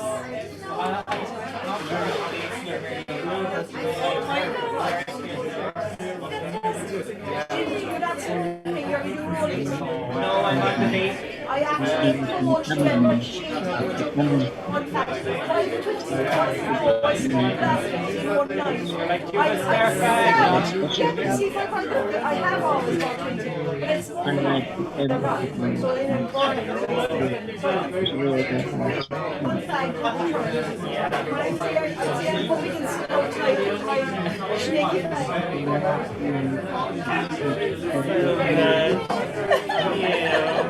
Okay, we have a situation. So Stan's actually jumping in there. Oh, Stan! Oh, wait, can you see this now? Oh, Stan! Oh, Stan! I have cried very hard. Oh, do you hear on me just You must be down there at the end. The end, okay. Baller, thank you. Stan, are you still number 1? Lovely to see you too. You're looking lovely and sharp. Honestly, look at his hair. It's very, yeah. And this is my winner.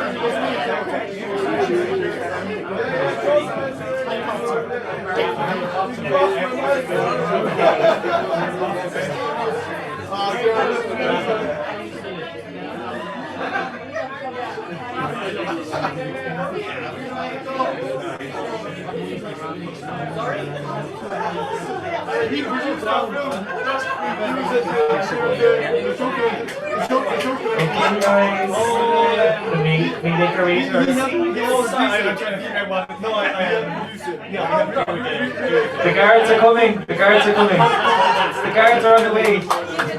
They're shutting the party down. I'm calling the guards. Okay, that got your attention. Good. Alright, we're going to move on to our final part of the night, guys. So this is the open mic. And there's been a few fights about the number 1 spot. Took it outside and everything. But first of all, we're going to have the wonderful Stan Knott.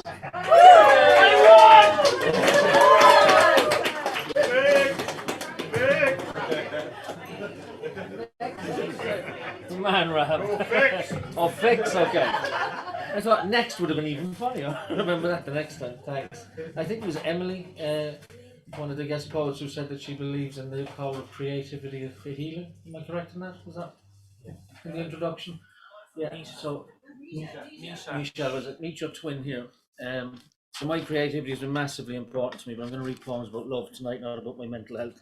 It's good to know that depression is alive and well in the UCC studio.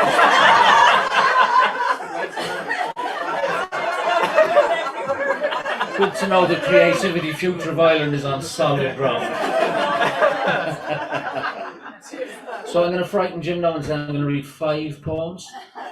They're all short, you can stop me whenever you want. So they're all poems written using song titles of artists. My creativity has blossomed into actual record covers. So they're all here. I won't tell you, well I will actually, I'll tell you the first one was written using song titles of Paul Simon, who is the man who first gave me goose pimples when I heard words put in certain arrangements. This is called Beautiful Tenderness. Sunny afternoon, feeling groovy with old friends. My heart and bones slip sliding away as sparrows spiral highway patterns over a cool river. And spirit voices rewrite quiet questions for the angels. Nobody thinks too much about leaves that are green or the sound of silence on such a sunny day. But everything about this is a love song. And how the heart approaches what it yearns when late in the evening, the 7 o'clock news bookends a church is burning with a most peculiar homeless man in gumboots and a poem on the underground wall about a clock stranded in a limousine. Wednesday morning, 3 a.m, homeward bound after a long, long day. My heart and bones slip sliding away to a dazzling blue satin summer night and blessed love dangling between father and daughter.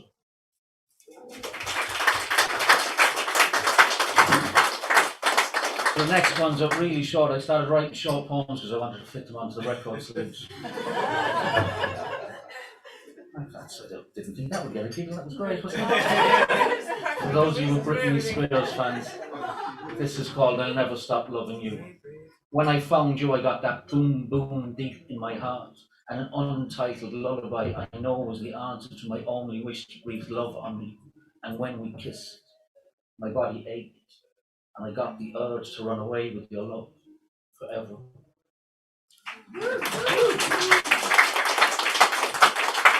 She definitely didn't write that about her father anyway, we all know that. And on to Taylor Swift, You Are the One. Jesus, you're in great form too. You are the one. Hey gorgeous, the moment I knew this love was mine, I changed, became fearless, and a wonderland of peace and happiness filled the blank space and half of my heart. That day was a fairy tale, gorgeous. Your beautiful eyes met mine, and the story of us found an enchanted place in this world. So long live our song, for two is better than one, and I'm only me when I'm with you, living our wildest dreams. Right, we get a bit raunchy with Rihanna. Don't even try leaving tonight when I feel hypnotized by the adrenaline of sexuality. Let me woo your skin with red lipstick, stay close to you, talk that talk, until lost in paradise, I know the never-ending fire of your love. Oh, and finally, Mr. Ed Sheeran, otherwise known as Marmite. I love you. That's the title of the poem, not me talking about Ed Sheeran. I'm so in love, I'm addicted to your smile, the shape of you, the perfect photograph of your hand in mine. I'm so in love, when nightmares wake me up, I turn to you to save myself. I'm so in love, everything you are, we are, sings Be My Forever in my bloodstream. I'm so in love, sleeping with my memories of you is heaven. So kiss me, little lady, kiss me, until all the stars fall down on our faces.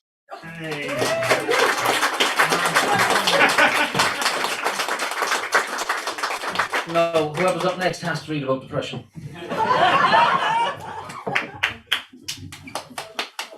Okay, so next we have, it's actually a Zoomer. Sorry, Catherine. Alexandra Sarkopoulou. Sorry, it's a Greek. Papapoulou. It's okay, it's all right. Never mind. Don't worry about the surname. To hear you.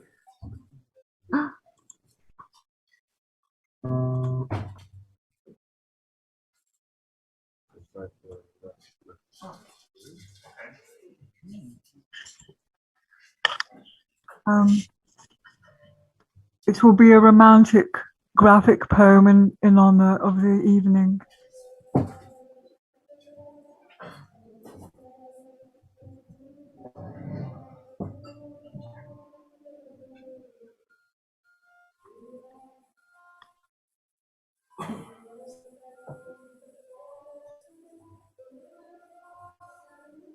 Flying, flying, flying. Sitting on the big garden swing in front of our lemon and pomegranate trees, gazing at the sea. Such beauty in my magical world. All my magic, all my world. And my heart beats strong, and I smile, tenderly, encouragingly. And my heart beats fast, and I promise to try and follow it. And maybe it's time for the hope to come again. Flying, flying, flying. Still loving you. more and more, knowing you're the one until the end. And my heart beats strong, and I want to follow it. And my heart beats fast, and I want to find a way to follow it. And maybe it's time to look up at the pink and turquoise open skies for the connection, the certainty of the connection. Flying, flying, flying, still loving you more and more, knowing your pure soul until the end. And my heart beats strong, and I follow it. And my heart beats fast, and I find a way to follow it. And it's time for the sweetness, for the satisfaction to come all the way up inside. Flying, flying, flying inside our magical world, all our magic, all our world, riding the same wave, jiving, jiving, jiving. And my heart beats strong, and I follow it. And my heart beats fast, and I follow it. I follow it wherever it goes.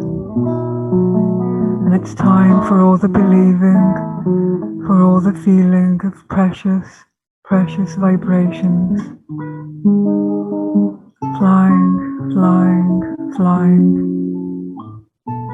still loving you more and more, knowing our pure souls until the end. And my heart beats strong, and I follow it. And my heart beats fast, and I follow it. Following, following, following. And it's time for us to receive all these pure perceptions, so centering, so comforting, so home. Flying, flying, flying, still loving each other more and more. Our love flowing between us until the end. And our hearts beat strong, and we follow them. And our hearts beat fast, and we follow them. We follow them all the way up our path. And it's time for all our magic, for all our world, for all our magical world. Flying, flying.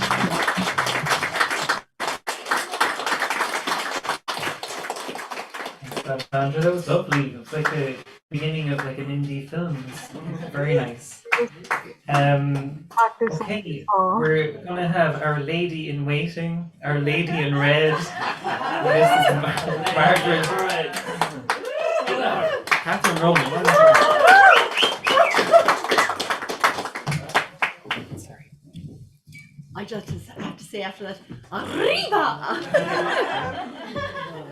My poem is written about Bridget. There's a very popular saint in Ireland, Saint Bridget, but pre-Christian she was also even more popular. So I tend to go with pagan Bridget. So Bridget, cupped flames of sunbeam and snow, cosmic power of renewal, sap of oak rises to kiss your fingers, spring tides bathe your feet.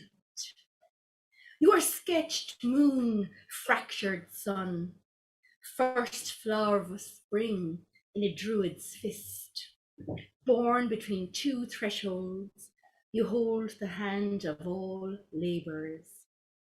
Or Mary of the Gale, we tie magic ribbons and rags to your holy trees, sing songs over ancient rivers, protector of poets, smiths, healers, we kneel before your mantle of stars. Bridget, carried from Iona to Bethlehem, you inhale the dark, exhale the light.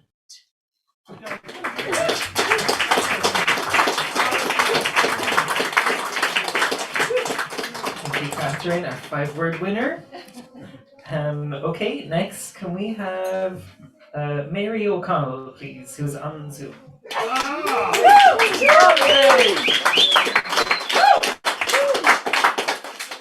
Hi, folks. Can you hear me? Yeah, I thought I would be there in person, but I had a very severe fall, so I am confined to barracks. Could I just say that that beautiful illustration of the poem by Alexander was just wonderful. It was like going into a beautiful volcano and all the different colors. Anyway, I won't take up any more precious time. This poem that I am going to read now is called Bitter Valentine.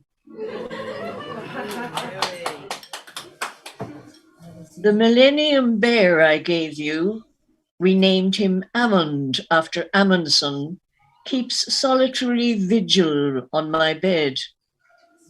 Bears were our special joy, though of the polar kind. Unlike the February bears in shop displays that wear their hearts up front. I came upon you late, yet slipped so easily into the life we made. It seemed we always knew a flare of recognition would guide us to our lair.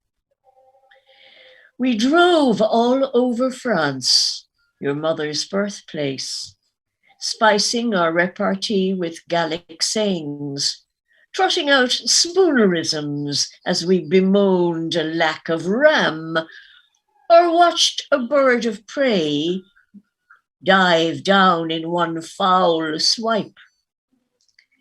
There were moments of dismay, as when the Fiat Panda stalled, climbing above the snow line on the côte they called Bonnet. Those sun-filled days slid downwards as time locked the workshed door where once your hands would magic coils and broken wires to life. Time forced you, your powerful frame, to wedge into a wheelchair and then into the wicker coffin they lowered into the clay. The bears stare out at me as if they know that this awaited day will be my first without you.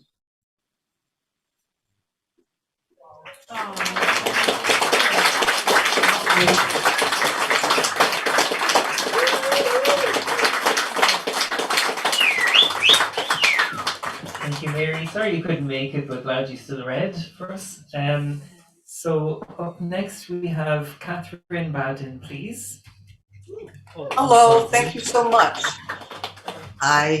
It's Baden, I am French, and happy Valentine's, everybody. And I'm going to thank you for putting me on. I have to leave early, so anyway, lovely to be here. And this is called The Stink. She stinks, he said, clearly referring to me. Yes, I thought, I do stink of expensive French perfume and sometimes of the stench of a fine old camembert, its soft, gooey insides oozing from the edges and reeking of poignant memories. Expensive, stinky French cheese normally reviled by the masses. Expensive French cheese which the wealthy liken to finding a honeypot. So sure I stink, but doesn't everybody? My breath stinks, my poop stinks, and oh my God, sometimes my thoughts stink, especially when I have an axe to grind or a load to bear or a bitch to share, a certain heaviness still buried deeply in my chest, and oh my God, it stinks, as in the entire world stinks, where people treat each other as slaves in the marketplace, unaware that freedom was granted many years ago to all who could really accept it. Yet people choose to stay stuck, remaining in their own woe is me shit pile so they can mirror the world and stink too. It's a familiar response to a deeply ingrained hypnosis. I ride public transit, and even today, Blacks still move to the back of the bus. The concept of good versus evil, the reality of life versus death, that's all there is to deal with. And whether one stinks or not doesn't change the facts. People own their stinks like they own their cars, dusting them off and shining them up each week, then driving down the boulevard proudly for all to see. And sometimes they invite the neighbors to drive with them, sharing in their mutual stinks and glorifying them to each other, for where there are numbers, there is power. Only the power ingrained in us from early on isn't exactly power, is it? Or rather, the perpetually ingrained tapes of self-hatred and self-inflicted pain. Still, I think if we got it together and all raised a big stink, maybe, just maybe, we could actually help change the world. Thank you for your support.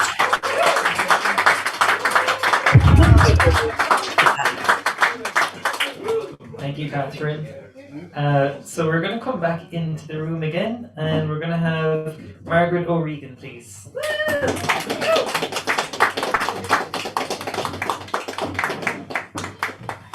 Thanks, Jim. Thank you. Have you ever entered into a liaison with casual in mind? I have, and this is a poem I wrote to myself as a result. And if you ever do, this might be what will happen to you. It's called Sparks. Did you think once ignited, sparks can be quieted? Did you really believe that you didn't receive the love that enfolded, that became so emboldened? Did you think our creation, once lovingly loosened, could be cast from your bosom, could be purged from your being? Can it really be so, as you saunter and stroll, that your nonchalant mien will not inwardly scream for touchings and strokings and feelings and flowings? Do you really believe the flow can be stemmed when floodgates have opened for gushing explosions?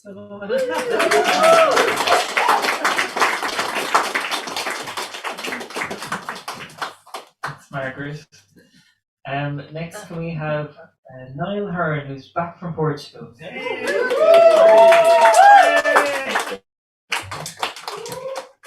I haven't been here in like 3 years. It's so beautiful to be here. I've talked about this place to many people. I'm going to do a poem called Cobwebs, which is, I think, about unraveling stuff in your mind. So, spin the cobwebs in your mind, and delicate, let your fingertips hover over their thin lines, and place with the care of a mother's love your hands upon some silky threads that once wove all the previous dread that remains in your head, and under touch, feel how they just peel away, as ever if they could stay, ever stay to conceal what you thought was real, before and before and before and before, when the webs held all that you could bear, and they became heavy with a mind's load, and with every song that was sung and every story that was told, you now hold in your mind.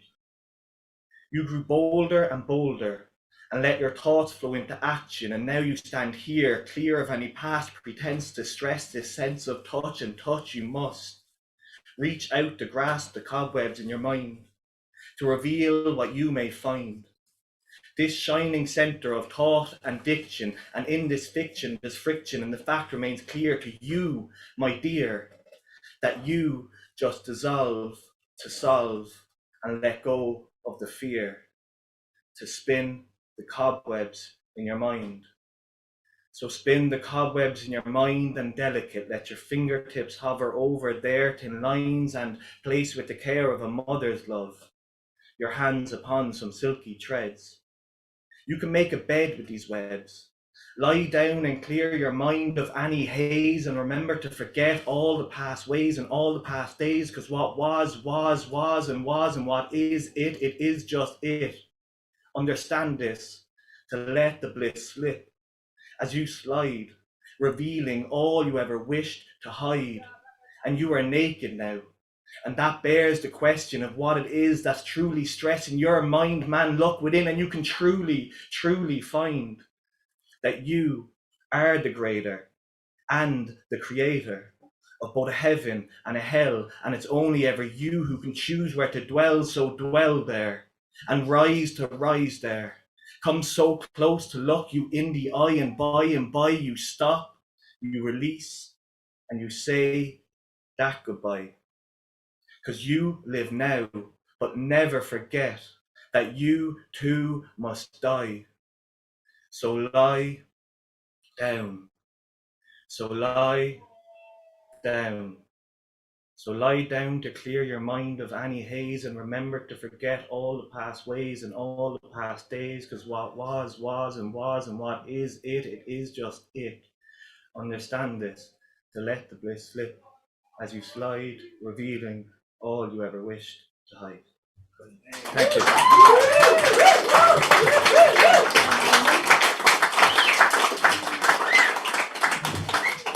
Great, Mel. Great to have you back. Great to be there. Okay, we're going to jump back to the internet and we're going to have Pam Campbell, who's over in America. Thank you. I'm going to keep the lovely drawing by Max up. And another shout out for the Blue Mondays Anthology. Lots of folks here, you've heard their poetry. Okay, my poem is I Color My Breast. I color my breast in fairy dust and mud pies, Nub's journey child to woman pleasure. I color my breast in newborn coos and suckles, baby pats and first tooth gnaws. I color my breast in hearth cold cerulean ash, rock sorrow and keening. I color my breast in dancing fire, cave drawings, amber feathers rising. Thank you.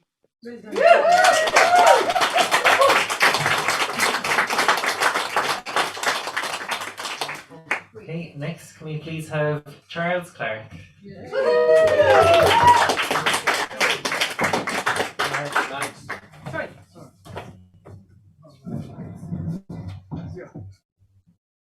Benches are very stiff. Very, very hard. Right.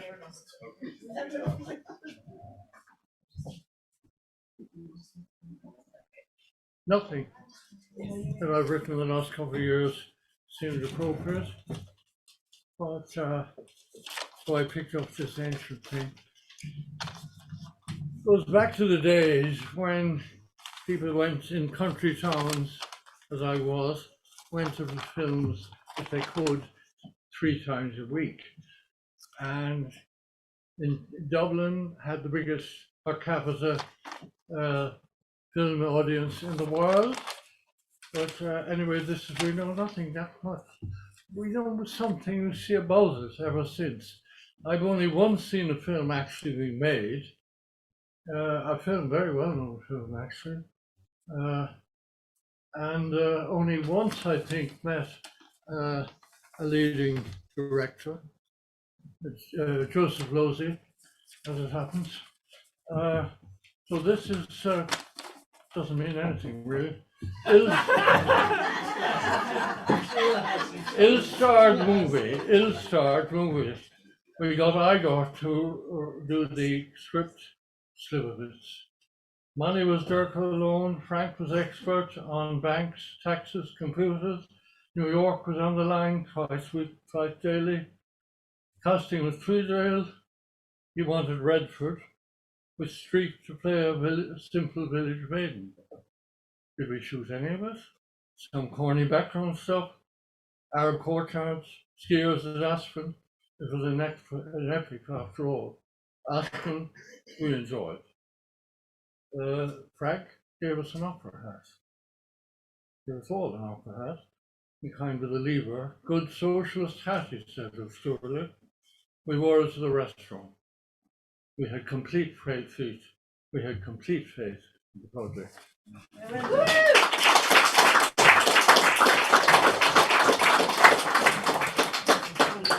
Thank you, Charles.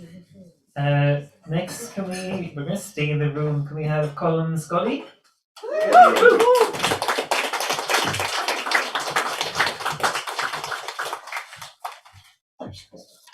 Thanks, Jim. I forgot it was Halloween. I'm sorry. I forgot it was Valentine's, so no love for him.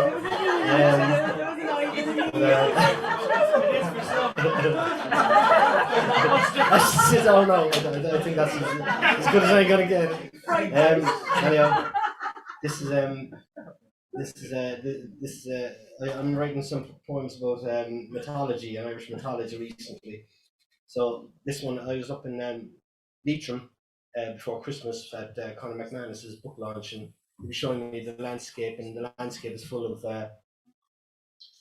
things to do with the Irish mythology and folklore, and the mountain overlooking Drumshanbo, where he comes from, is called Slave Iron Mountain, and apparently this is the mountain where the Tuatha De Danann arrived in Ireland. Tuatha De Danann were there before the Milesians and the Celts, and so this is it. Slave Iron Mountain. Rust-stained clay, amber streaked rocks, gutted ridges scar the mountain where mortals mined the elements. Beneath, smoke from the smelters rose above the Drumlin town, curling, intertwining with the plumes of a dozen stills. Coal from a rigna fired red, fusing the ore to iron, while below smiths hammered out the trellised frame of the Halfpenny Bridge. As we rise and watch from our vantage on High Street, the Georgian terrace, the groggy smoker in a doorway, the American widow walking her dog. The clouds rise gently from the mountain's peak to reveal where the Tuatha De Danann first set their feet down after descending from the sky to a virgin land. Before Norman or Saxon, before Viking or monk, before the Milesians swept into our western shores. Why of their coming a mystery? Did they look back over their shoulders to whatever doomed world they had left, finding soft footfall at last on a snow-covered slave Iron? Thanks.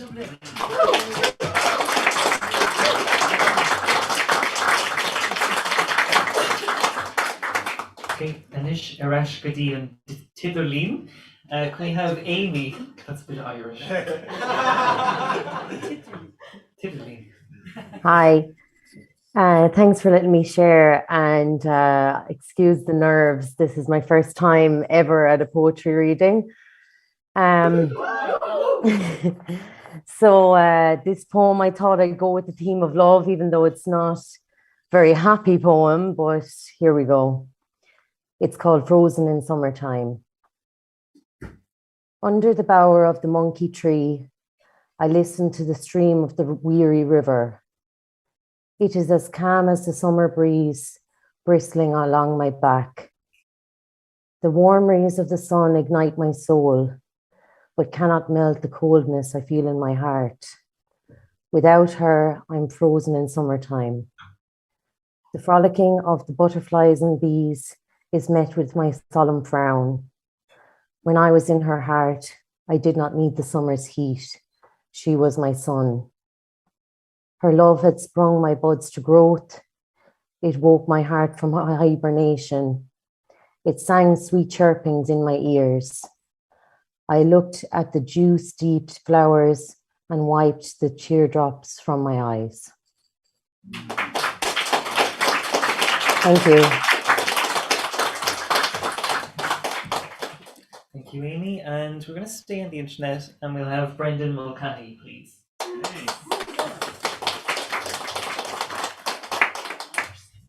Hi everyone. Just wish I could be in Cork. You are having a absolutely brilliant evening. The range of the poems tonight's tremendous, including the sensational readers from UCC. Well done them.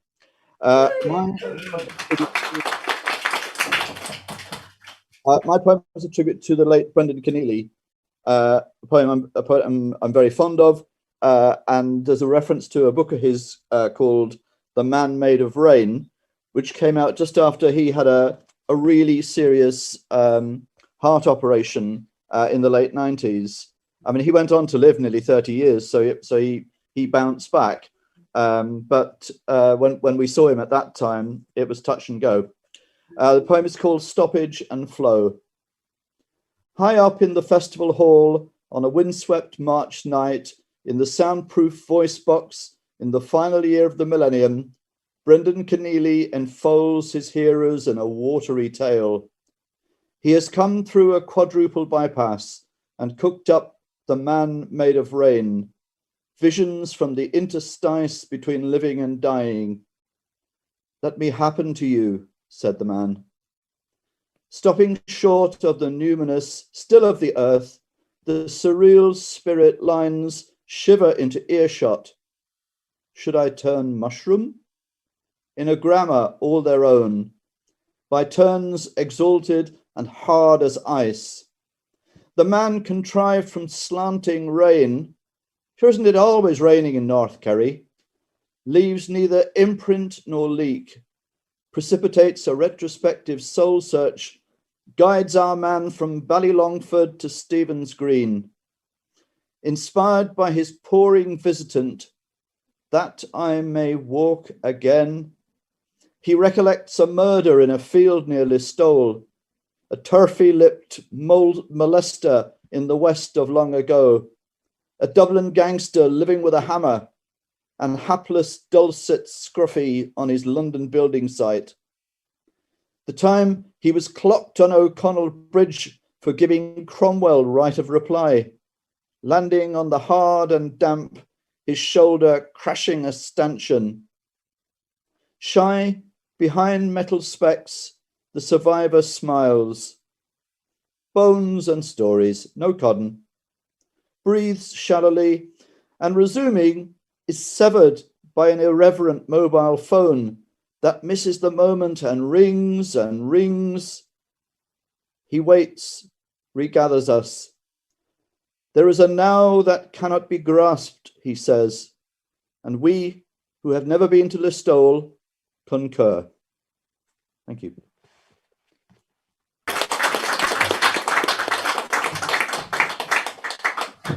Thank you. Thank you, Brendan. So next we're going to have Miss Sue Blue.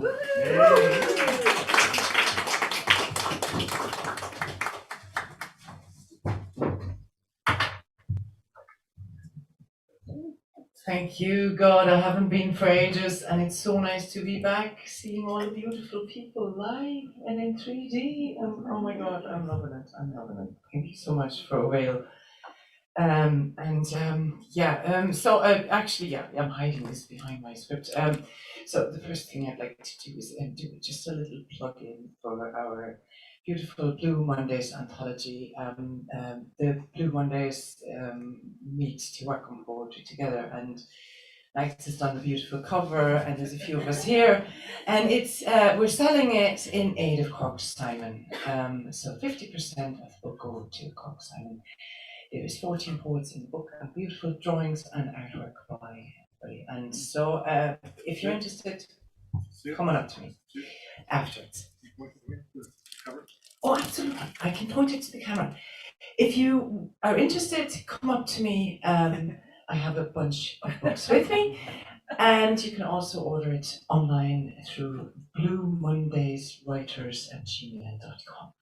So that's for the plug, and thanks very much. And now I'd like to go on to the Valentine's Day. And last year this time, well, actually during the day, I was sitting laboring over this piece and gave it to my lover at the end of the day.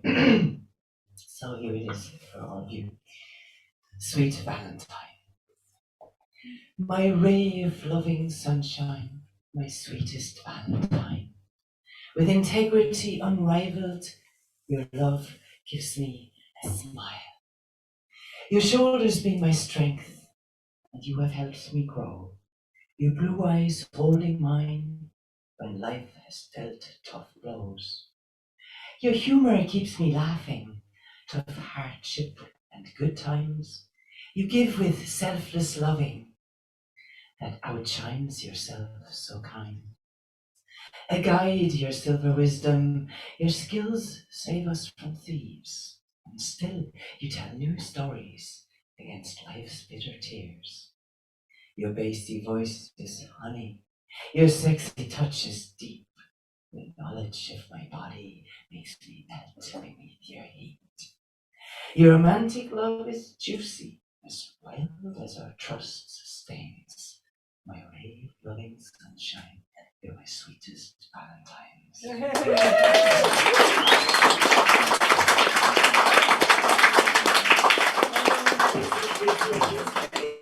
I love how you lowered your voice. That was cool. Husky. Not knowing how to use the mic. Very sexy.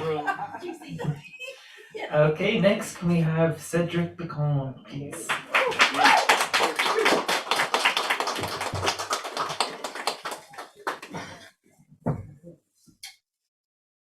Wow, that one is Valentine themed as well. Anyone? It's Wanderlust.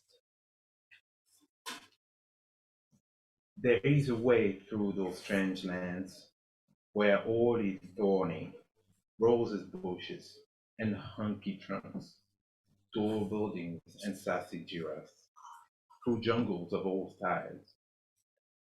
I have crawled it, followed the narrow path, scratching my shoulders, moving slow, moving fast, looking around, hoping to find the one who would not be so hostile. Onwards, determined innocent by ignorance, I moved forth, unaware that the drought wasn't from exposure to the winds, rather because I had never been sweating. Covering up to avoid being seen, yet yearning to be discovered before being heard. I would soon learn that the word curiosity stems from one's humility. When it happened, I had barely realized I was hit, left with a smile for a smirk, bathing under the light of a lustful sun at its zenith. Endless sands and seas, newfound lands ripe with adventures. The open landscapes welcomed me with a wave leaving me drenched. I was loved for the first time. I was hungry for love and all its crimes, a newborn waiting to be fed. I found myself cradled between the softest dunes and invited to work muscle in the deeper seas, in creeks and corners no one sees. I was barred from some civilizations until I had grown, then able to run from places to place, stealing hearts to feed my own. Before I knew, I was on my way again, a fugitive, hiding in the same bushes that used to cause me pain. I hoped and hope still to be found, led to the rightful environment, where I will find the right food in my territorial ground.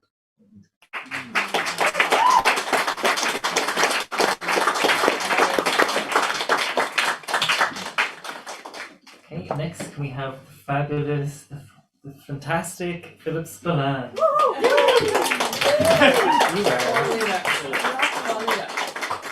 You're fabulous yourself, Jim. Phil, spell D, Phil.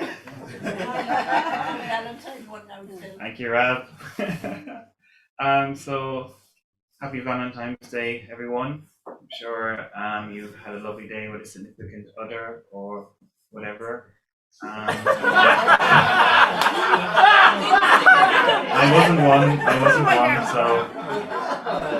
Whatever. I'm in the category of the whatever. So. The thing is that maybe some. Here comes a plea for law. Hang on a minute. Some people write poems about people. I wrote a love poem about the Kettle Roundabout. Why wouldn't you? It's quite a significant oddity of engineering. Fair play to us. What? Yes. Or what else the Kettle Roundabout is made out of. Anyway. Can you explain the Kettle Roundabout to the people that are... Oh, yes. It's in the poem. The Kettle Roundabout is an intersection just out of the Chaplin Tunnel on a big massive motorway that goes right through Ireland. It's on the way to Tipperary and straight up to Dublin. I go there every morning to work and I wrote a poem as I was going, as we do.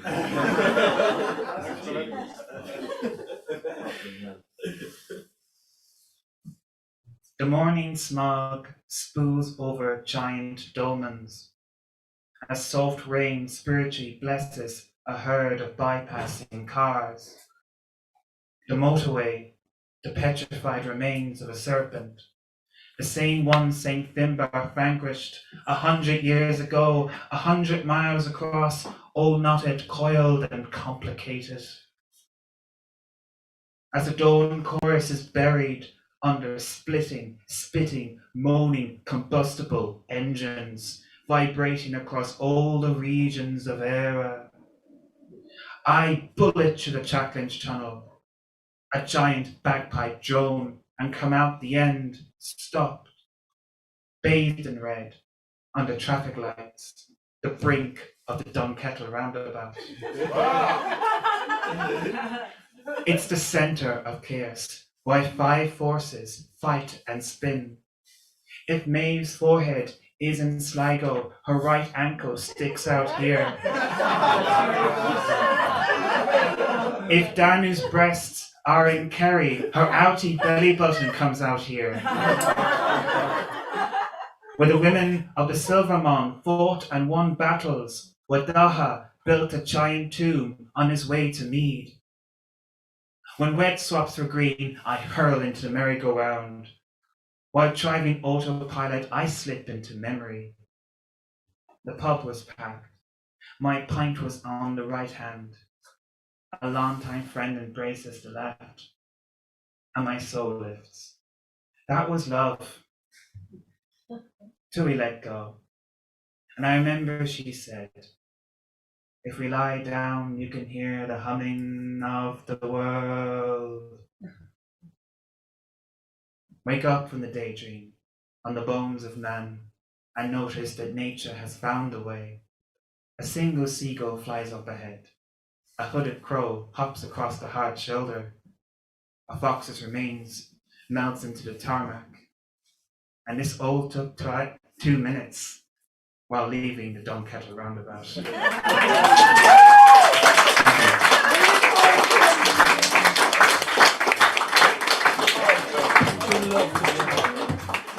Would I love? I would love to. Don't ever change film. Yeah, please. It's not really a tourist attraction, by the way. It's just a big, massive construction site. Fabulous. I told you. Okay, so we're gonna jump back to Zoom again to Massimo, who's all the way over in America.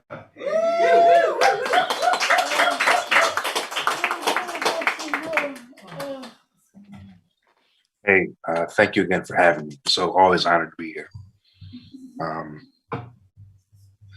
I cannot guard the entrance to the store, but rest assured I am inside forevermore. With the 3 words we've spent our lives begging for, I love you, what the whole world is just a metaphor for. An open letter I compose to a love in secret gives you the ears of my love as you receive it. See our eyes in your eye as mine meets it. In our darkness, you remind us that the blind see it. Confused your touch in the hush for the kiss of death. Your reach was so deep I still shake with your caress. Fearing for my life, I clung to every single breath, but you never left. You remain in my every step. Sometimes knowing something perfect makes us nervous when a flawed world is all we have to work with. Or maybe we are the flaws on a flawless surface, and seeing how it's all perfect gives our flaws their purpose. So I race around the mazes of a lazy mind, in between dividers where I lazily recline, feeling homesickness for a place I'll never find until the day that I say never mind, staying here forever is fine. But if I said I wasn't tired, I'd be lying. Sometimes it's hope for final rest that keeps me striving. I don't know what I'm doing, but I'm trying. And just being here is a destination I've arrived in. So no more hurrying, no more worrying. What are you searching for with circular journeying? What are you yearning for that's worth being hurt again? And what are you hurting for that won't let you yearn again? No more self-sabotage, no more camouflage, no more battle arms, they won't hide your battle scars. No more battle scars, the battle's in the heart. So stop the battle, love, and just don't battle who you are. No more hustling, no more struggling, and most of all, no more suffering. And if that means no more nothing, then my choice to live mostly speaks to your loving. So lay me down to sleep and let my sleep be sound. Whether deep in ground or sound asleep, still I find my soul is found to keep. I rejoice, hear me laugh as I weep, but don't fear the tears. They're here to show you run deep.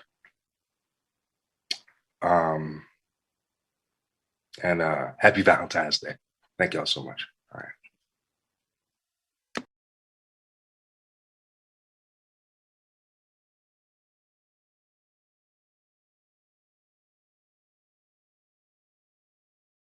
We're going to stay on Zoom, our last Zoom poet, and then it's all in the room.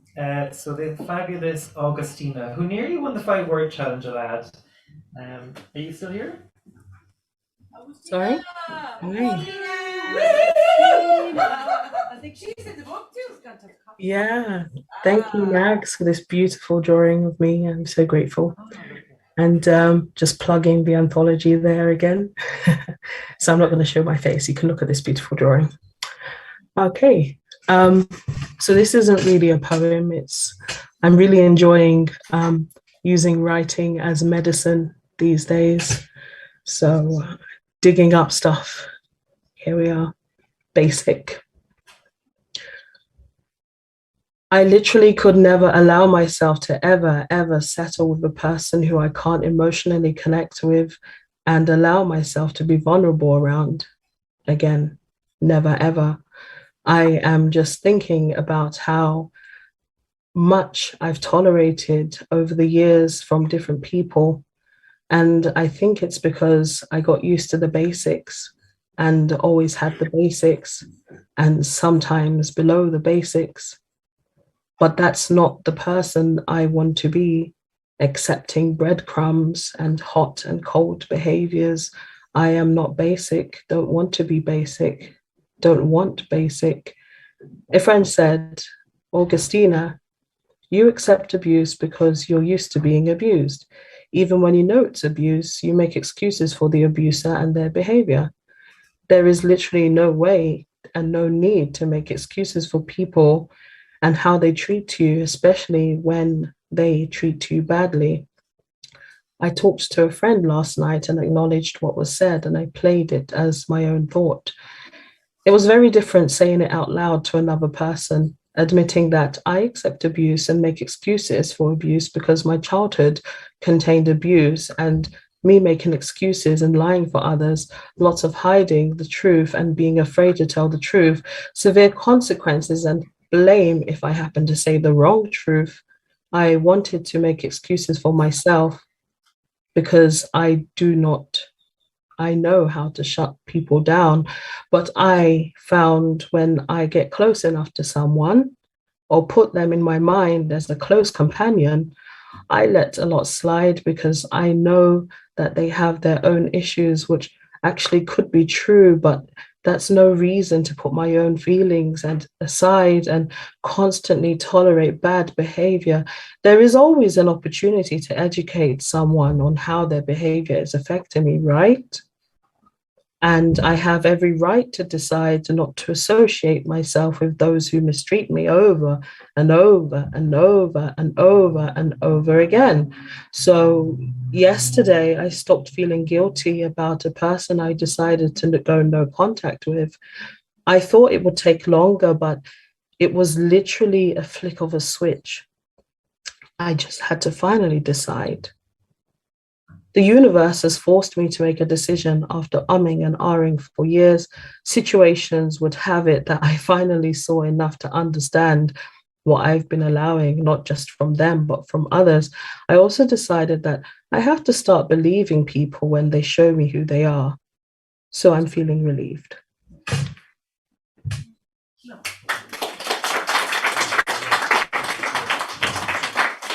Thank you, Augustina. That was very honest and powerful. Appreciate it.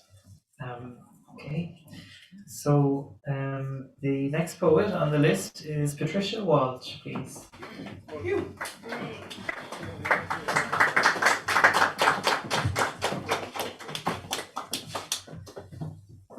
This is my Tenderness love poem, which I wrote about 20 years ago. It's called Indiscretion.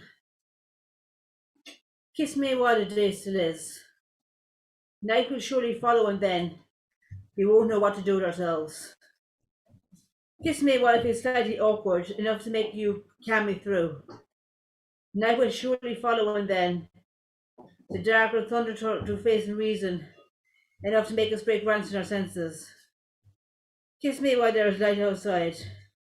I need to walk home when the sodium lights don't offer quite the same protection. Night will surely follow, and then I'll be left no more than a thought of you.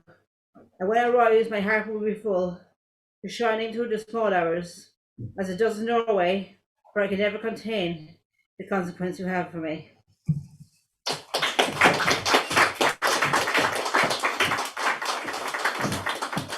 Thank you, Patricia. Our next next reader is Mags Creedon O'Shea. Do you need the mic low, or are you? Kind of a bit lower, maybe, yeah. Are you sitting? Oh, but that's too changing.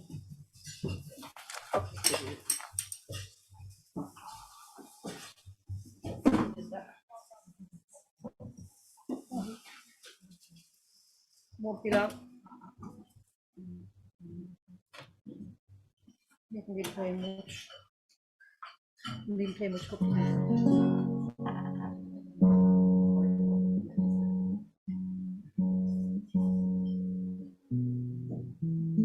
Joyous of being back in the room, doing it rather than Zoom. And I did it with Colin there the other night. This is just a quick word about my husband, first 4 lines. My man, he don't say much. Sometimes he says stum, most of the time. But he can conjure up an azimuth, and he can read the constellations. So he's my starman Valentine. Okay, so this is about the love-hate relationship with the windmills, which are quite controversial at the moment, because I'm from the mountainy country of Tregeela. It's very hard to get used to the new skyline and the blight that there is upon them, and they're trying to move on at the moment. But it's a necessary thing, and trying to just come to terms with it. So this I wrote Wednesday morning there, looking out at the dawn, staying with my friends down in Cullimon near Drimoleague. It's just awash with windmills outside my skylight. Dawn. Roll, I think we'll get this this one up actually. Yeah, I'll send you my voice. Roll and spin, metal wings. Roll and spin, tiny shiny things. Roll and spin,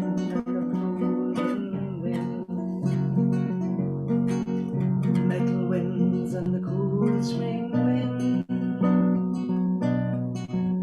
The windows they swirling come on, surveying the valley so still. Serrated forests, impregnated, they roll in the cool spring wind. The cockerels calling in come on, the busy birds' morning thrill. Pulls greycorn and branches to linens and finches, the chatter of morning things. And here in the sky, the cotton wool puffs, golden and coral strings. Cloudy fingers show churning tufts of flotsam and jetsam things. And all in a blink in Colmore, the buzz of the battery line. Man's traffic and discord comes through and sings forth, and still those old windows they whine. Sorry, no, that's in my fingers. And here neath my skylight in Colmore, the quintet of comfort friends. Through all our life cycles and turbulence, our circle it never bends.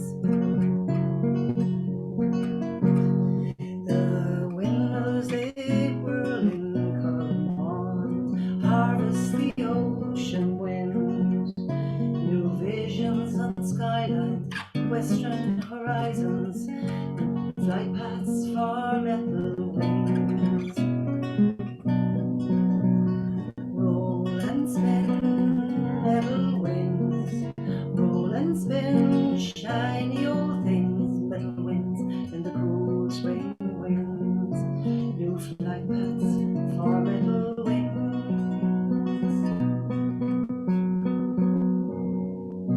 That's it.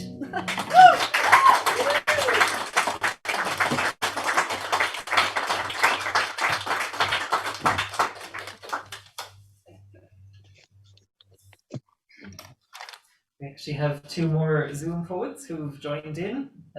So next we'll jump back to the internet and we'll have Cormac Lally, please.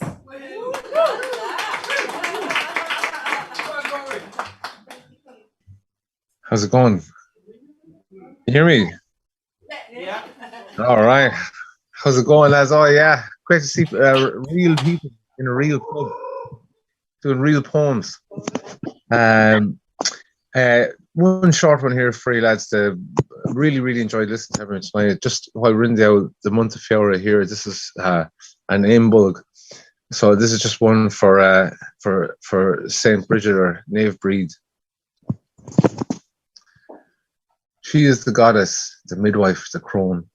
She is the candle kept lit in the home. The whisper on lips holding infants aloft, invoked at beginnings of fevers and coughs. Daughter of Dogda, the wise and the strong, her escapades vaulted in story and song. Her breath is the touch of life starting in spring, and her bosom the heartbeat of all living things. Her womb is the passage to some new life. She wept at the flash of death's hand on the life, for children are precious, each soul is a gift, and St. Bridget encompassed this ethereal shift. Her name, screamed in labour, delivered messiahs, her shadow is shorn shorter to Latin Mariahs, the mother, the virgin, the miracle birth, three kings and their star and the saviour of earth, and all warriors wounded and mortally slain, in agony, ecstasy, all in her name. The healing in her lore helped human and horse, the listening, the keening, her ties to the Norse, the Germanic and Celtic and Gallic and Greek, accursed by oppressors, revered by the weak. Her mystical, magical aura of oak, the conquest of Leinster, the cloth of her cloak. It covered vast acres, the lessons for kings. Is the wrens of the Curragh have wielded such things. The feminine energy, the yin to the yang, worshipped as Isis, held separate to man. Her cup was the chalice filled rivers and streams. She soothed her husband, she urged on his dreams. Then poverty, papal, pandemic, and pain. Bridget, pan-Christianized pagan, remained. All roads lead to Rome at the end of the day, and February 1st till the fair month of May. Gratitude given to the she so enchanted. Don't assume Ishtar will always be granted. For Ireland, her citizen soul still has need of the heroine of, for Ireland, her citizen soul still has need of the heart of the heroine healer named Breed.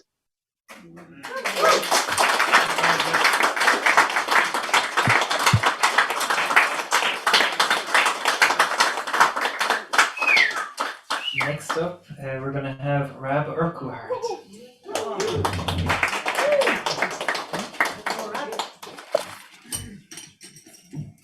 I love that Urquhart. What is it? Urquhart. It's not, it's Urquhart. Here's a poem about depression. My anger and frustration leads to my self-devaluation, to degradation, lethargy, and sloth. By sitting, smoking, thinking, procrastinating, and drinking, I get to the place I don't give a toss. And the only thing I've found to consistently make my world go round is work, practice, effort. Call it what you will, and sometimes it's a bitter pill, but still, work, practice, effort leads to true relaxation instead of sitting around chewing off your fingernails with agitation. Work, practice, effort. A haiku for Valentine's. Women as flower, soft power. Coiled dragon sleeps in scented bower.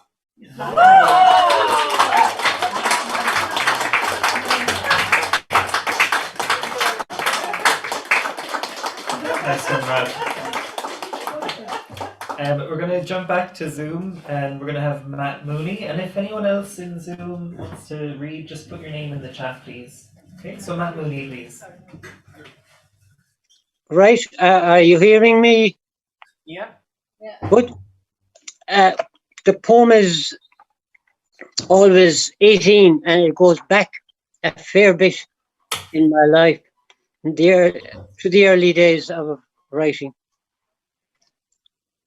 The clearness of a dream I had in bed last night has dimmed at dawn. I'm awake, remembering. It's dialogue in a deep sleep, now almost vanished in the wash of awakening. In the dream, so real I swear, she appeared. Into my head as I slept, she crept. Always 18. As lovely as I left her at her father's hearth, as we said our last goodbyes to all the years of my unspoken love. Love's labour, I began to say, speaking of the title of a play. But there she stopped me in my midline to finish it herself this time. Love's labour is never lost. Contradicting both Shakespeare and myself. That was the only thing she said, as with the dream, she left my bed. Thank you.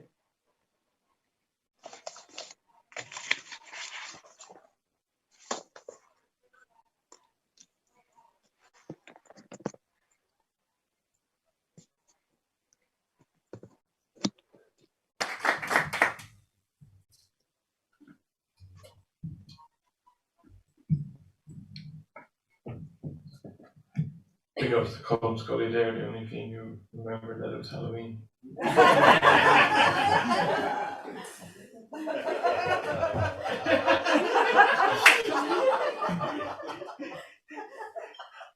Good dramatic pause there, Kieran.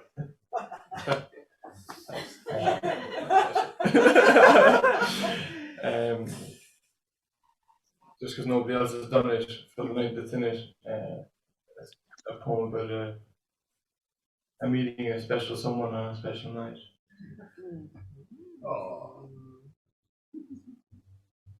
Sitting coy and sipping schnapps, where's the talk of chatter at? Keys jangle to announce the fact a quarter ounce or so of bag has dropped its tag.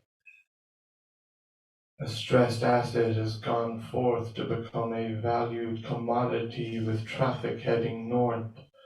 Was waiting for some prodigy to come up to me at source when up you came to talk to me to see how run the course. Well, waltzing round the room, equal parts gesture and voice, would have done the same again if given the choice. Cans to consume and tunes to make the speakers make noise. Thread on the loom, everyone their dog and their toys. Best to assume you might be on with some boy. Wouldn't rush to presume any sort of loyalty from joy. There are jokes crying out for punchlines and it's become a brawl. Best act on your hunch, sunshine, get on the floor and crawl. Sidle up next to the Fion with the phone in his hand and foresee some drops to make the free-falling land. Splash around the room, pretending to be water. Run a 4-minute mile at a canter. Roll the inside of your hips, chase your smile to every corner. Look squarely at the digits to keep your house in order. Wet your mouth and find the couch, pull pockets for dry paper. Oh, hey, there it's you, what are you doing later? Thank you.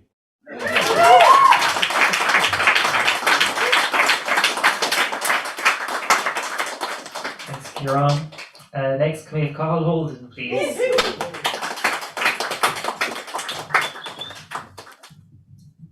How are we, lads? What's the story? It is so good to be here. Oh, goodness. It's been a couple of years for me. Wow. I'm going to keep it brief. It's Valentine's Day.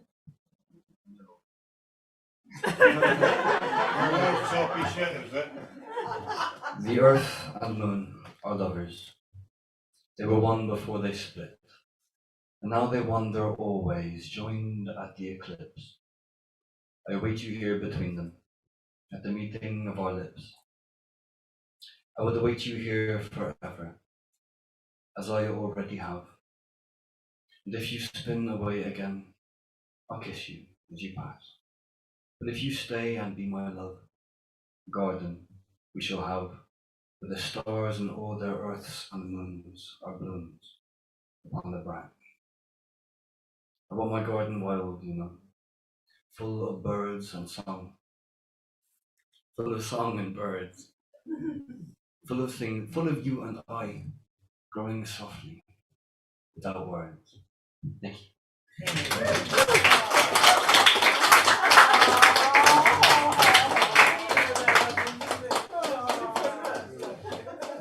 Okay, so that's the end of our guests, our open mic. But I have a poem if you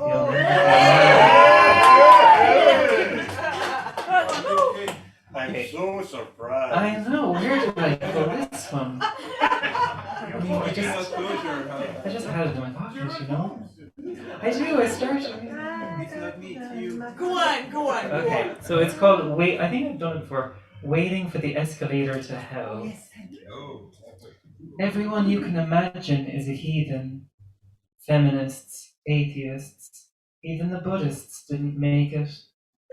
And there's a special place in hell for astrologers.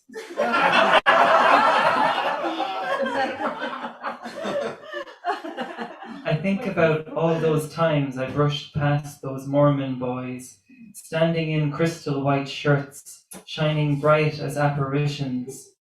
Denying their chance to proselytize, I spent my spiritual pension floating around like a butterfly, alive for a day, thinking it's forever.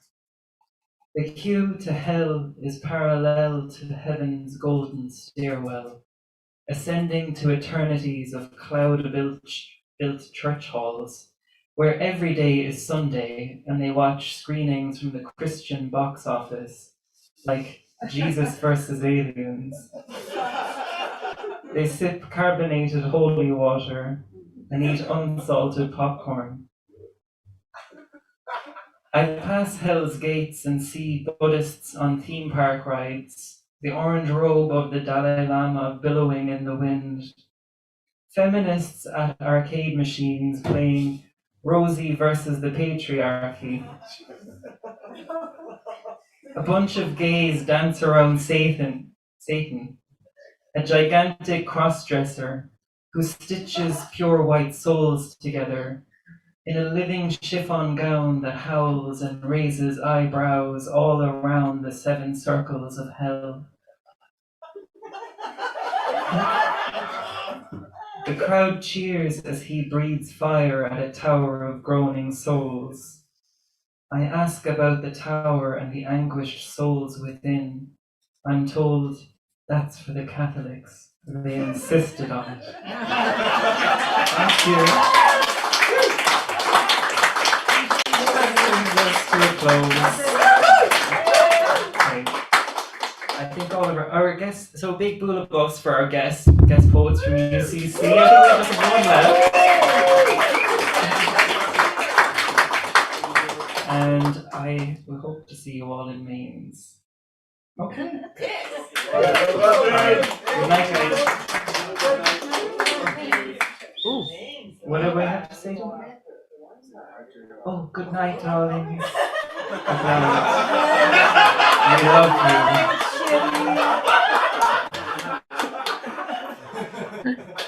And that's where we end. Until the 15th. We'll see you next month. Thanks.